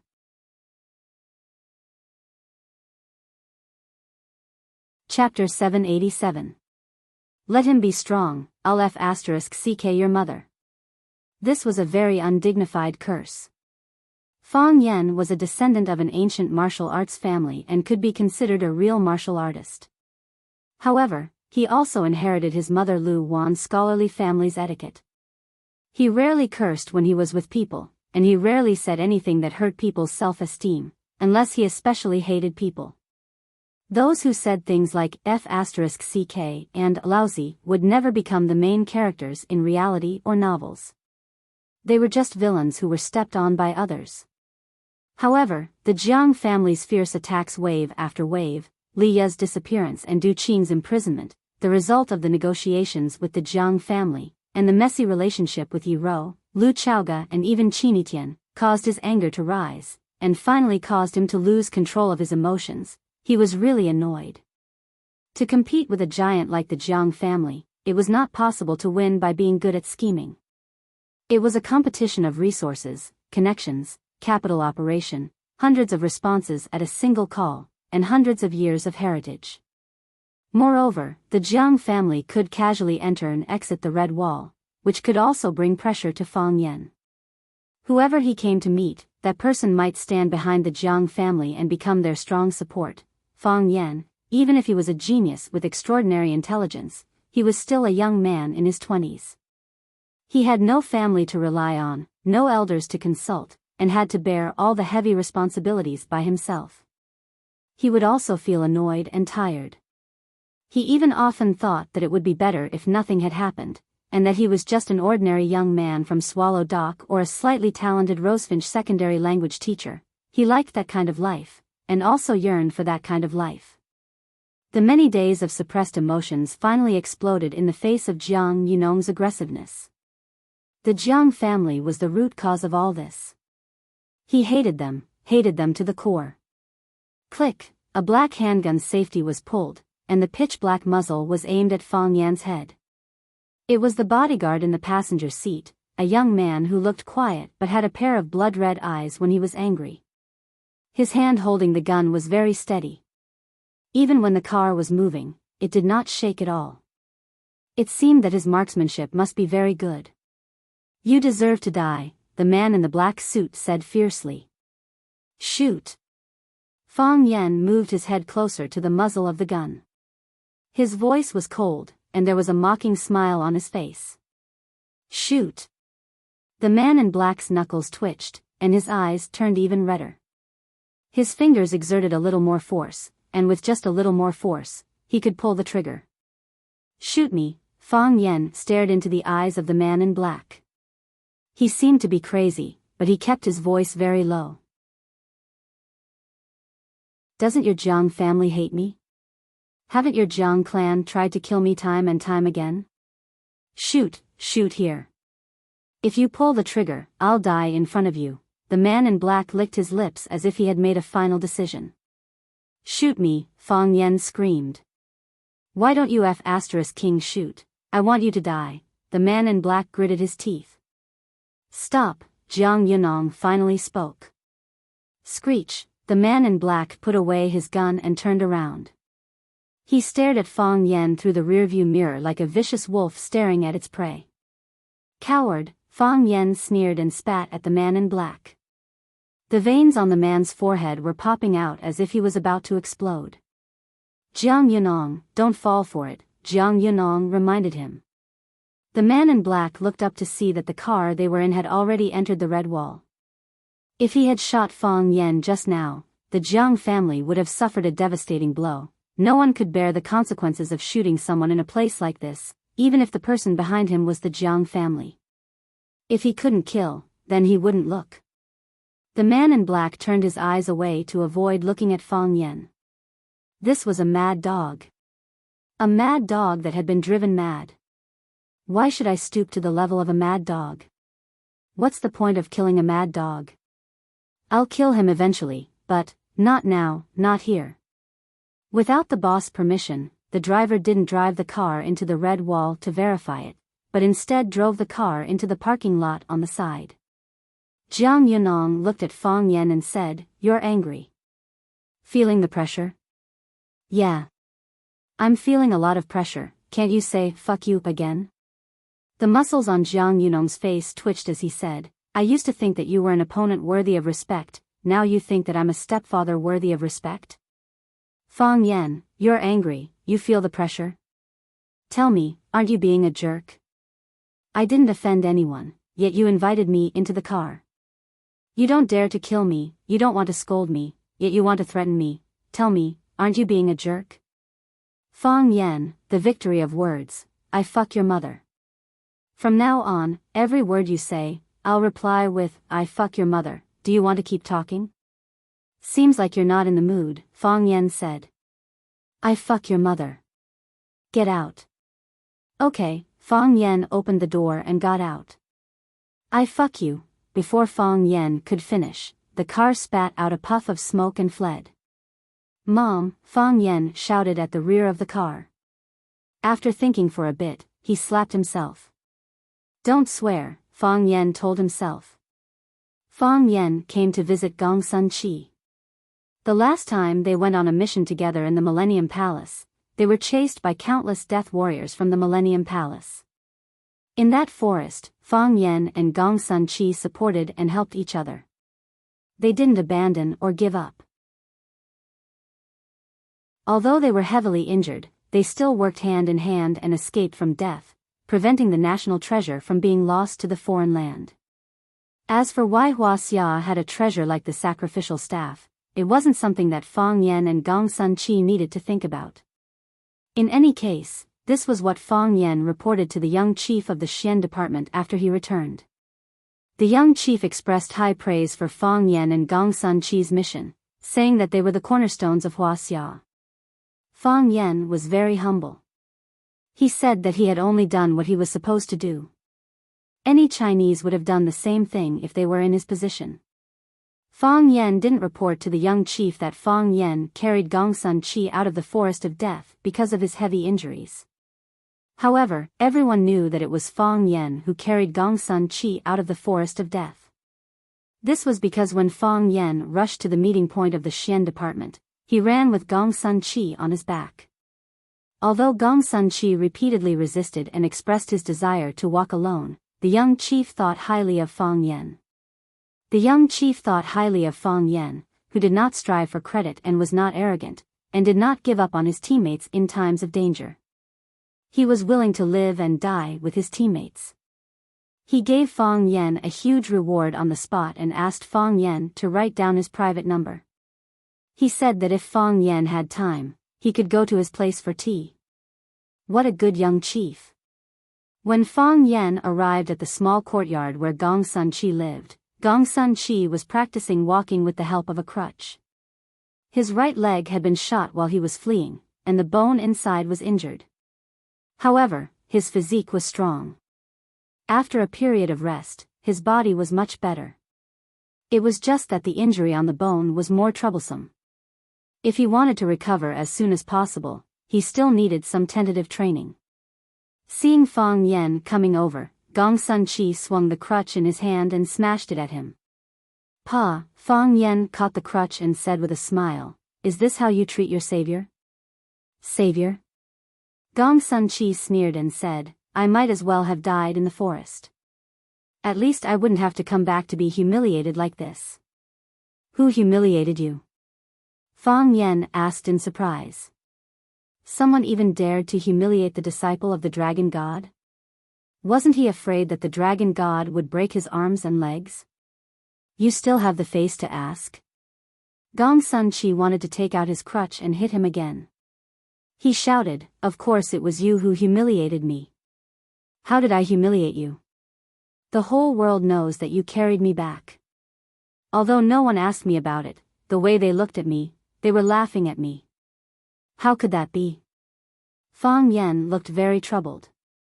This matter was so secretive that I didn't tell anyone. I didn't even mention it to the young chief. When he asked about your performance, I said that you were braver than I was, and that you knew how to give up. What do you mean I was braver than you? Gong Sun Chi rudely interrupted Fang Yan and said, what do you mean by that? Aren't you just trying to tell others that I was brave enough to let myself fall into a coma? What did I give up? That I almost gave up my life? You can't think like that, Fang Yan comforted him.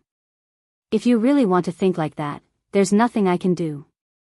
Fang Yan, you tricked me. If I tricked you, I would have left you in the forest of death and let those rabid dogs drag you back to be cremated. Gongsun Chi's eyes were about to turn red. He choked and said, when you carried me out of the forest, I had already regained some of my consciousness. I told you to put me down and only need to support me as I walked. Why did you have to carry me? How humiliating was it for me to be seen by those people who came to rescue me? Fang Yan thought about it seriously and said, if there's a next time, I'll definitely help you out.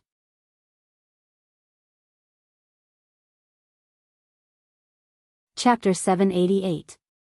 Gongsun Chi's lame leg was about to recover from his anger. He pointed at Fang Yan and said, you want to do it again? Next time, I won't go on a mission with you no matter what. You're too treacherous, I'll be screwed to death by you. Why would I? Fang Yan said with a smile. This time, we went into such a dangerous situation together, but didn't we still come back alive together? We brothers stood shoulder to shoulder and leaned against each other's backs. We've already established a deep revolutionary friendship. Next time, I promise I won't screw you over. If you get injured and faint again, I'll definitely wait for you to wake up and bring you out to meet up with the others. Why am I the one who gets injured and faints every time? Why can't I carry you out when you get injured and faint? You must not have watched Dwelling Snail, right? There's a handsome uncle who says something like this, everyone should do what they're good at. Fainting is what you're good at, carrying people is what I'm good at. Leave, I don't welcome you here. Gongsun Chi hurriedly waved his hand. He couldn't beat Fang Yan in a fight, nor could he win an argument against Fang Yan. He was worried that he would be angered to death by Fang Yan. Fang Yan didn't leave. He sat down on a chair under the eaves of the corridor and looked at Gongsun Chi. Continue practicing, I'll leave after a while. Gongsun Chi stood in the courtyard for a few seconds, then leaned on his cane and sat next to Fang Yan. Looking at Fang Yan's gloomy face, he asked, the Jiang family made a move against you? You know about this? Fang Yan looked at Gongsun Chi in confusion and asked. Gongsun Chi sneered and said, before you even entered the Xian department, I already thoroughly investigated your background. You offended the Jiang family, offended such a rich and noble family. At that time, I wanted to see how you would die. I didn't think that you would be able to survive until now. It's quite a miracle. Knowing this, Fang Yan narrowed his eyes and smiled. If I say yes, that the Jiang family has forced me into a dead end, that my current life is unbearable, and that I could step into the void at any moment and be doomed forever, would that make you feel better? Yes. Gongsun Chi nodded without hesitation. However, I owe you my life, Gongsun Chi said with a serious expression. I owe you my life. Gongsun Chi avoided Fang Yan's scrutinizing gaze. His handsome face was actually a little red. Saying such words made him, who was so proud and arrogant, feel really embarrassed. Although I don't like the way you handled it, it's a fact that can't be changed. If you didn't carry me out of the forest of death, I would be dead now. Maybe the blood in his body was sucked dry by the locusts, I won't. Fang Yan comforted her in a low voice. Your corpse will be carried back by the Millennium Palace's priests for cremation. This is their custom. When in Rome, do as the Romans do. Seeing Gongsun Chi's fierce gaze, Fang Yan cupped his hands and said, continue to be sentimental. To be honest, I quite like how sentimental you are, that's all. Fang Yan was a little disappointed. Pay your debt, pay your life. Since the context was destroyed, Gongsun Chi couldn't say such sentimental words anymore. He coldly stared at Fang Yan and said, I owe you my life, so I will pay you back. If the Jiang family kills you, then I will kill someone from the Jiang family for you. Tell me, who do you want me to kill? Really? Fang Yan's eyes were seeing stars.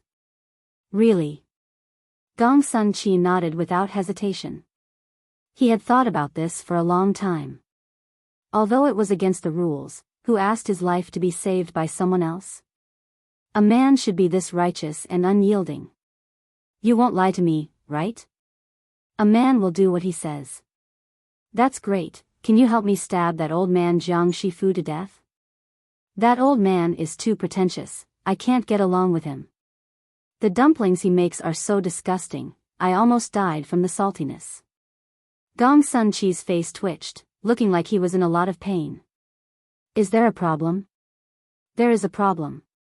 What problem? I can't kill Jiang Shifu, Gong Sun Chi said. Even my Shifu can't kill him. If he didn't provoke my Shifu can't even touch him. Why? Because he's a Jiang Shifu, you're not a man. Fang Yan said. You didn't do what you said either. You told me to kill Jiang Shifu, that's right. You said it yourself just now that I saved your life, so your life is mine.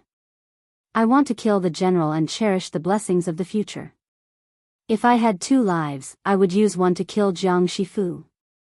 Now that I have 2 lives, I'm going to use your life to kill Jiang Shifu. Gong Sun Chi painfully closed his eyes. He felt that if he continued like this, he would be too ashamed to show his face. He wanted nothing more than to find a hole in the ground to hide in. He said, I can't kill Jiang Shifu for you, but I, Gong Sun Chi, will never go back on my words. Whoever kills you, I will kill them. Fang Yan thought for a bit, then asked, what if I don't die? Then I won't have to kill anyone. Your way of repaying a debt of gratitude is too shoddy. Fang Yan said angrily. How about I tell you who will kill me, and you kill him first? What if you say Jiang Shifu again? I won't. I know the difficulty and consequences of killing him. Why don't you go kill Jiang Shi? Looks like that won't work either. Fang Yan stood up and said, rest well. I'm going back. Gong Sun Chi looked at Fang Yan's back. Seeing that he was about to step out of his courtyard, he said, I'll try. Fang Yan waved his hand at Gong Sun Chi, then stepped out of the courtyard, leaving Gong Sun Chi with a tall and mysterious figure. Did he really believe me? Gong Sun Chi muttered to himself. After leaving Gong Sun Chi's courtyard for a long time, Fang Yan couldn't help but laugh out loud.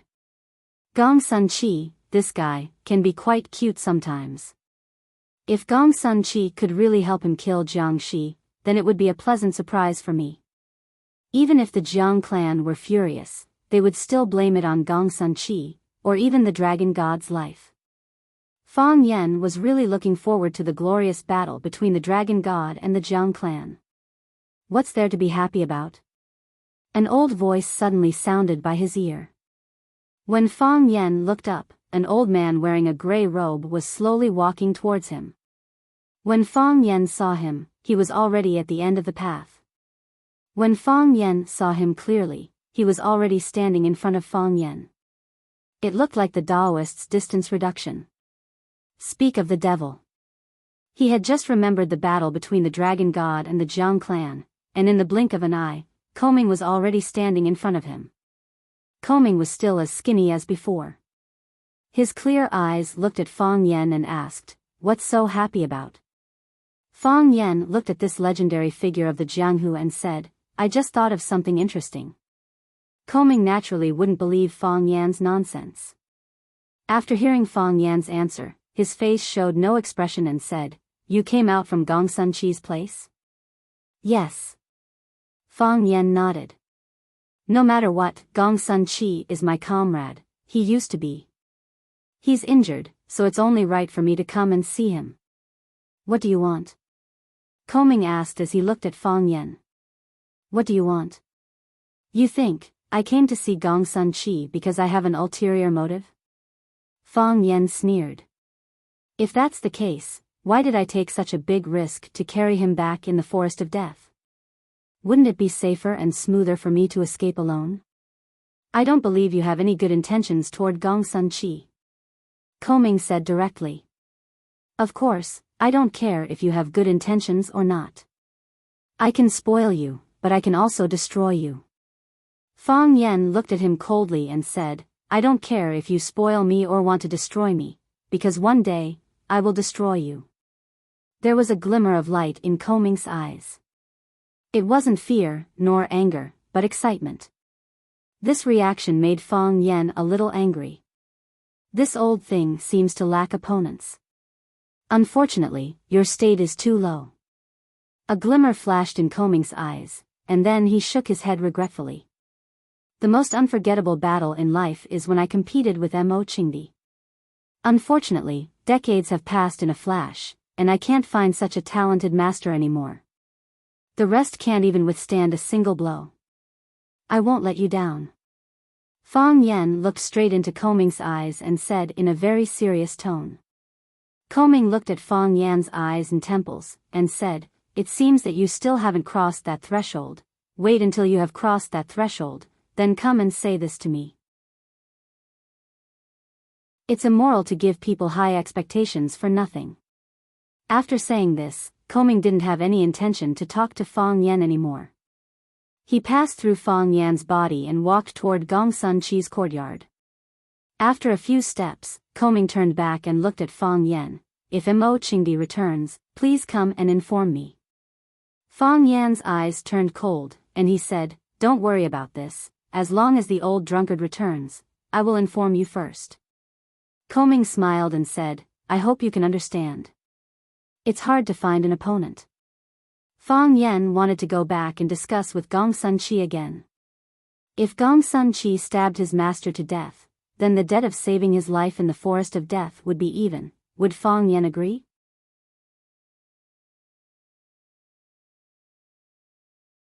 Chapter 789. Fang Yan felt that his mood was like a boat sailing in the sea, going up and down. He was in a bad mood after being ambushed by the Jiang family in Huacheng. After coming to Beijing, Qin Tian warmly welcomed him and accompanied him to a hot spring bath. Although he didn't see anything, his mood was still better. He was upset again after failing to negotiate with the Qin family. Outside the Red Wall, he met Jiang Yunong of the Jiang family and vented his frustrations on him, improving his mood again. Seeing Gong Sun Chi feel his true feelings, Fang Yan was in a good mood. When he walked out the door and met Gong Sun Chi's master, Undying Divine Dragon, Fang Yan's mood turned gloomy again. Against an opponent like the Jiang family, Fang Yan was still struggling to resist. However, when he met a heavenly Dao realm expert like Ting Ming, he couldn't even utter a threatening word. This was because everyone knew that he posed no threat to him.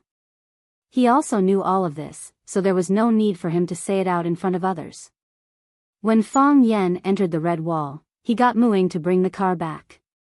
Now that he was out of the Red Wall and there was no car waiting for him, he planned on walking around the corner. It was still early, and it was unlikely that Qin Tian had returned from her mother's place. He needed to stay behind and think of a way to get some information. It would be best if he could hear news that Gong Sun Chi had suddenly wiped out the Jiang family.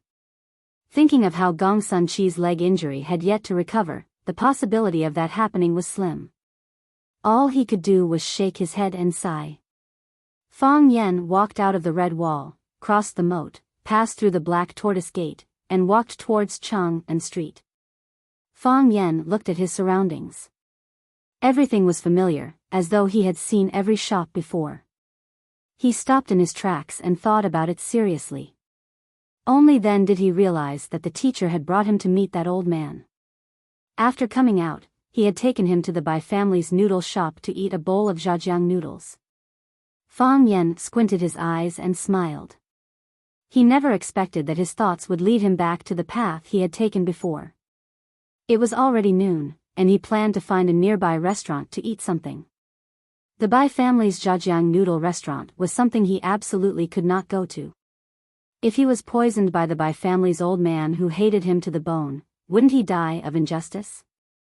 Fang Yan looked around, but before he could find a suitable restaurant, he found a familiar figure. Fang Yan opened his mouth to shout, but he quickly stopped himself. Why was he calling her? He had nothing to do with her. Just as Fang Yan was about to turn around and leave, he found that the girl was in trouble. Is he going to save the damsel in distress? Fang Yan smiled bitterly. But I really don't have the mood right now. Bai Jia is a student of Beijing Foreign Language School, majoring in Japanese and Spanish. Because her family ran a shop, she would go home every day after school to help her grandfather entertain guests. Today was no different from usual. She hummed a tune and played with the heart-shaped stone in her hand as she walked to the noodle shop at home. Suddenly, she was blocked by a group of people. 3 girls and 2 boys, all of them were Bai Jia's classmates. They were considered as students of the same school. Bai Jia looked at them in surprise and asked, "What do you want?" "Bai Jia, you shameless bitch, how dare you steal my boyfriend?" The leader of the group was a girl with short hair. She was wearing a black leather outfit and carrying a black, fashionable backpack. She looked cold and cool. When she pointed at Bai Jia, a scorpion tattoo was revealed on the back of her hand. "Zhou Lin, what are you talking about? When did I steal your boyfriend?" Bai Jia frowned and said. Her personality was gentle and sunny, but it didn't mean that she was weak. Her classmates called her a shameless bitch, which made it hard for her to accept. She was very angry. "You still have the face to deny it? Where did you go with Li Feng last night?" "Li Feng?" Bai Jia thought for a moment and said, "The school was holding a New Year's Eve party. Li Feng and I were the hosts, and he asked me to go to the library to exchange words." "Exchange words?" Zhou Lin sneered. "Everyone, listen carefully. These educated bitches are really different. If it's a green tea bitch, then let it be. Why are you still talking about such high-sounding exchange words? Did everyone learn another trick? Wang Xiaola, if you sleep with someone's girlfriend in the future, just say that you took her to exchange words. Do you think her boyfriend will believe you?" The boy named Wang Xiaola giggled and said, "How can I do that? I can't do such a shameless thing." Look, even a shameless person like Wang Xiaola said he wouldn't do such a shameless thing. "Bai Jia, how could you do it?" Zhou Lin's attitude towards Bai Jia became even more vile, and her words became even more unpleasant. "You always pretend to be a pure white lotus, but deep down, you're actually a lewd woman. Do you want to try it if you're a man? Zhou Lin, I want you to apologize to me immediately." Bai Jia was so angry that her body was trembling. Her delicate face was tense. She pointed at Zhou Lin and said, "Nothing happened between me and Li Feng. Apologize to me immediately." "Bai Jia, you still don't know, right?" Zhou Lin sneered. "You don't want to say it, but those men who have tasted the sweetness won't keep such a secret. Do you know how I know about this? When I went to find Li Feng, he was bragging to his buddies that he had already taken you last night. He said that you were still a virgin before him. Bai Jia, do you still want to pretend?" "I didn't." He lied. Bai Jia's eyes were red because of her anger. She tried hard not to cry. "Nothing happened between me and him. We just exchanged words together. He confessed to me, but I rejected him. I don't like him at all." "You don't like him? Who are you lying to?" "Li Feng is our school's most handsome boy and the basketball captain. How can you not like him? Which girl in the school doesn't like him? He even confessed to you? TSK, TSK, TSK. So cold. Li Feng confessed to you, but you rejected him. Bai Jia, are you trying to tell us that you are more outstanding than all the girls who like Li Feng? I didn't mean it that way. I just don't like him." "You didn't like him. You only spent one night with him. You exchanged words with him when you didn't like him. Bai Jia, don't you think you've gone overboard? Do you think that I won't be able to deal with you if you don't admit it? Do you believe that I won't tear your clothes and let you run naked on the streets? You lunatic." "I'm not a lunatic. You're a whore. Bai Jia, quickly admit it." "I didn't do it. I have nothing to do with him." A dead duck still refuses to admit it. "I hate green tea bitches like you the most. Come, everyone, tear her clothes for me. A group of people rushed over and surrounded Bai Jie's frail body. Zhou Lin reached out to pull the buttons on Bai Jie's dress, preparing to tear her clothes off. Let go. Let go of me. Bai Jie hugged her chest tightly to prevent her dress from being torn off. Tear her clothes off. I'm going to take a photo. I'm going to send her nude photos to every male student in the school. I want to see how she can maintain her image as a little white flower in the future. Let go of me. Bai Jie cried. The situation was too dangerous, and the consequences were too serious. Some conflicts between students were sometimes even more filthy and disgusting than the methods used by adults. They were easily angered and violent, and they didn't care about the consequences. Wang Xiaola, use your F*King strength. Is she your girlfriend or your biological mother? You're standing there like a dead person. Make sure you don't block my angle, I'm going to take a photo. Hurry.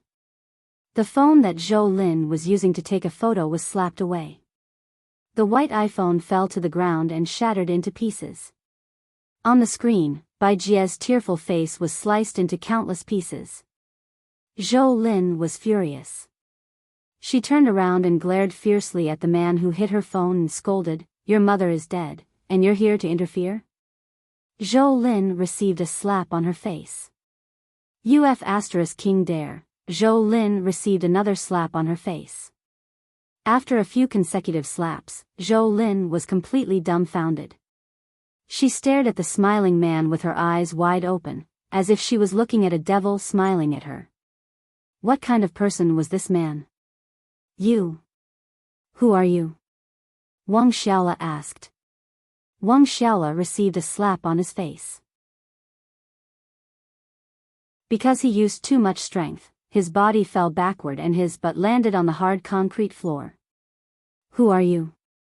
How can you hit someone? The girl who pulled Bai Jie's hair received a slap on her face.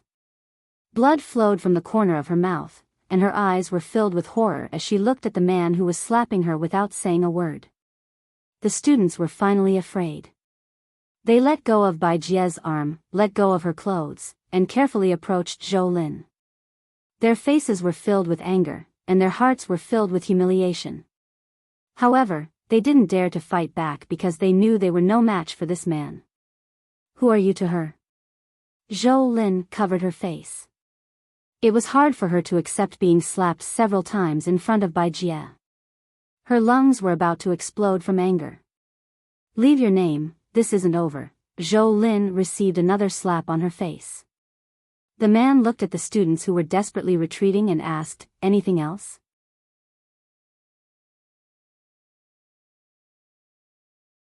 Chapter 790. We often see this kind of school violence. A group of boys beat up another boy, causing him to be hospitalized. A group of girls beat up another girl, tearing her clothes, taking nude photos and posting them on the internet. Senior students blackmailing junior students.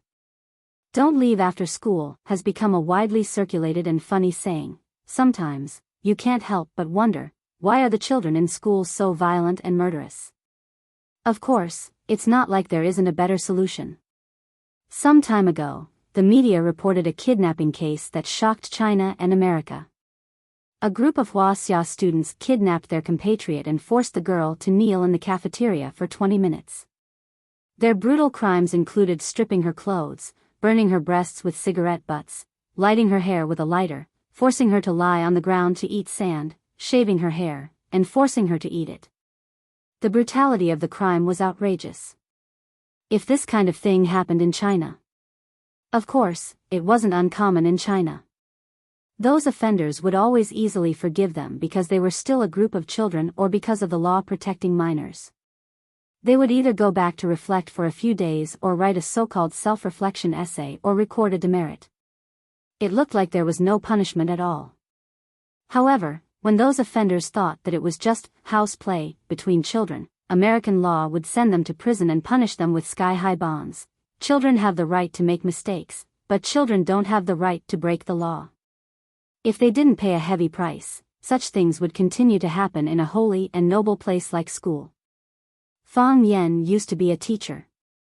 He hoped that his students could be simpler, more tolerant, more relaxed, and more enjoyable. Whether it was Zhao Guodong and the others he taught before or Zhou Lin and the others he met today, their behavior had crossed the line. This wasn't a joke between students, but a destructive attack on a person's life. With Bai Jie's personality, if Zhou Lin sent the nude photos to every boy in school as a prank, what would happen to Bai Jie's life in the future? If she did something extreme, who would be responsible for the tragedy? At that time, someone would stand up and say that she was just a child, that she didn't expect this outcome, and that she didn't do it on purpose. Then, they would quickly pack their bags, transfer schools, and run away. However, what about the family that was destroyed? Even if they wanted to destroy Bai Xiu's family, this was not something Fang Yan wanted to see. Bai Xiu was Bai Xiu, Bai Jie was Bai Jie. Bai Xiu was a murderous demon, but Bai Jie was just a student, a pure and kind student at that. Therefore, when Fang Yan saw this kind of thing, he was particularly angry, and he was particularly impolite. Anything else? Fang Yan asked. There was a faint smile on his face, or perhaps it was not a smile, but a taunt. Zhou Lin still wanted to say a few more pleasantries, but when she met Fang Yan's icy gaze, she couldn't spit out the profanities that were already at the tip of her tongue. She glared at Bai Jie fiercely before turning around and walking towards the entrance of the alley. Zhou Lin! Fang Yan shouted. Zhou Lin turned around and looked at Fang Yan with fear. This devil, what else did he want to do? I know you're not convinced, Fang Yan said with a smile. It's okay, I like people with pride. It doesn't matter if it's a man or a woman. Zhou Lin and her friends were confused. What was he trying to say? However, if you dare to cause trouble for Bai Jie in school again. Fang Yan's toes gently drew a circle on the ground, and the hard cement floor was cut into a circular pancake by him. Everything you said just now, I will do it to you. Zhou Lin, Wang Xiaola, and the others looked at Fang Yan's feet and the cement block that was cut by his toes. Their eyes widened, and their faces were full of surprise. Was this guy Spider-Man's transformation? Anything else? Fang Yan asked. Zhou Lin, Wang Xiaola, and the others' anger dissipated, and they fled the scene like a group of frightened rabbits. Fang Yan turned to look at Bai Jie, who was hugging her chest with tears streaming down her face. Her hair was messy, and her dress was torn in a few places. The zipper on her back had been partially unzipped, revealing her smooth and clean back. Fang Yan sighed softly and said, I'll send you back. Bai Jie shook her head desperately, her voice choked with sobs, and she couldn't say a word. Fang Yan thought for a moment and said, Then I'll send you. He looked around and said, I'll send you to the hotel. There was an express hotel a few dozen meters away, and Fang Yan used his ID card to get a single room. Under the strange gaze of the receptionist, he led Bai Jie upstairs. After entering the room, Bai Jie's crying stopped. She took out a tissue to wipe the tears on her face, and her face turned bright red. It was like a ripe tomato. Fang Yan looked at Bai Jie and said, Go wash up. Bai Jie nodded, turned around, and walked into the bathroom. When she came out again, the tears on her face had been washed away, and her hair had been combed soft again. Surprisingly, she still crossed her arms in front of her chest and walked cautiously. She lowered her head and walked to Fang Yan and said, Thank you. You're welcome. Fang Yan said. This kind of thing, no one can tolerate it. Can you do me a favor? The girl asked aloud. Huh? What? My dress is broken. They ripped the zipper off. Bai Jie said awkwardly, her face was so shy that it could drip water. Can you help me pin my dress? Can I? Fang Yan also became a little careful.